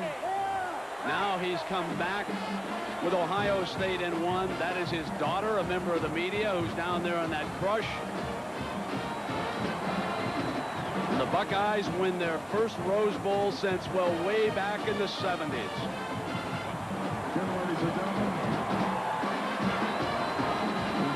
The trophy presentation is coming up. The Buckeyes earned this trophy. They did it the hard way against a great performance by Jake Plummer. Belisari with a hug for his fallen comrade as Ohio State wins it 20-17. We'll be right back.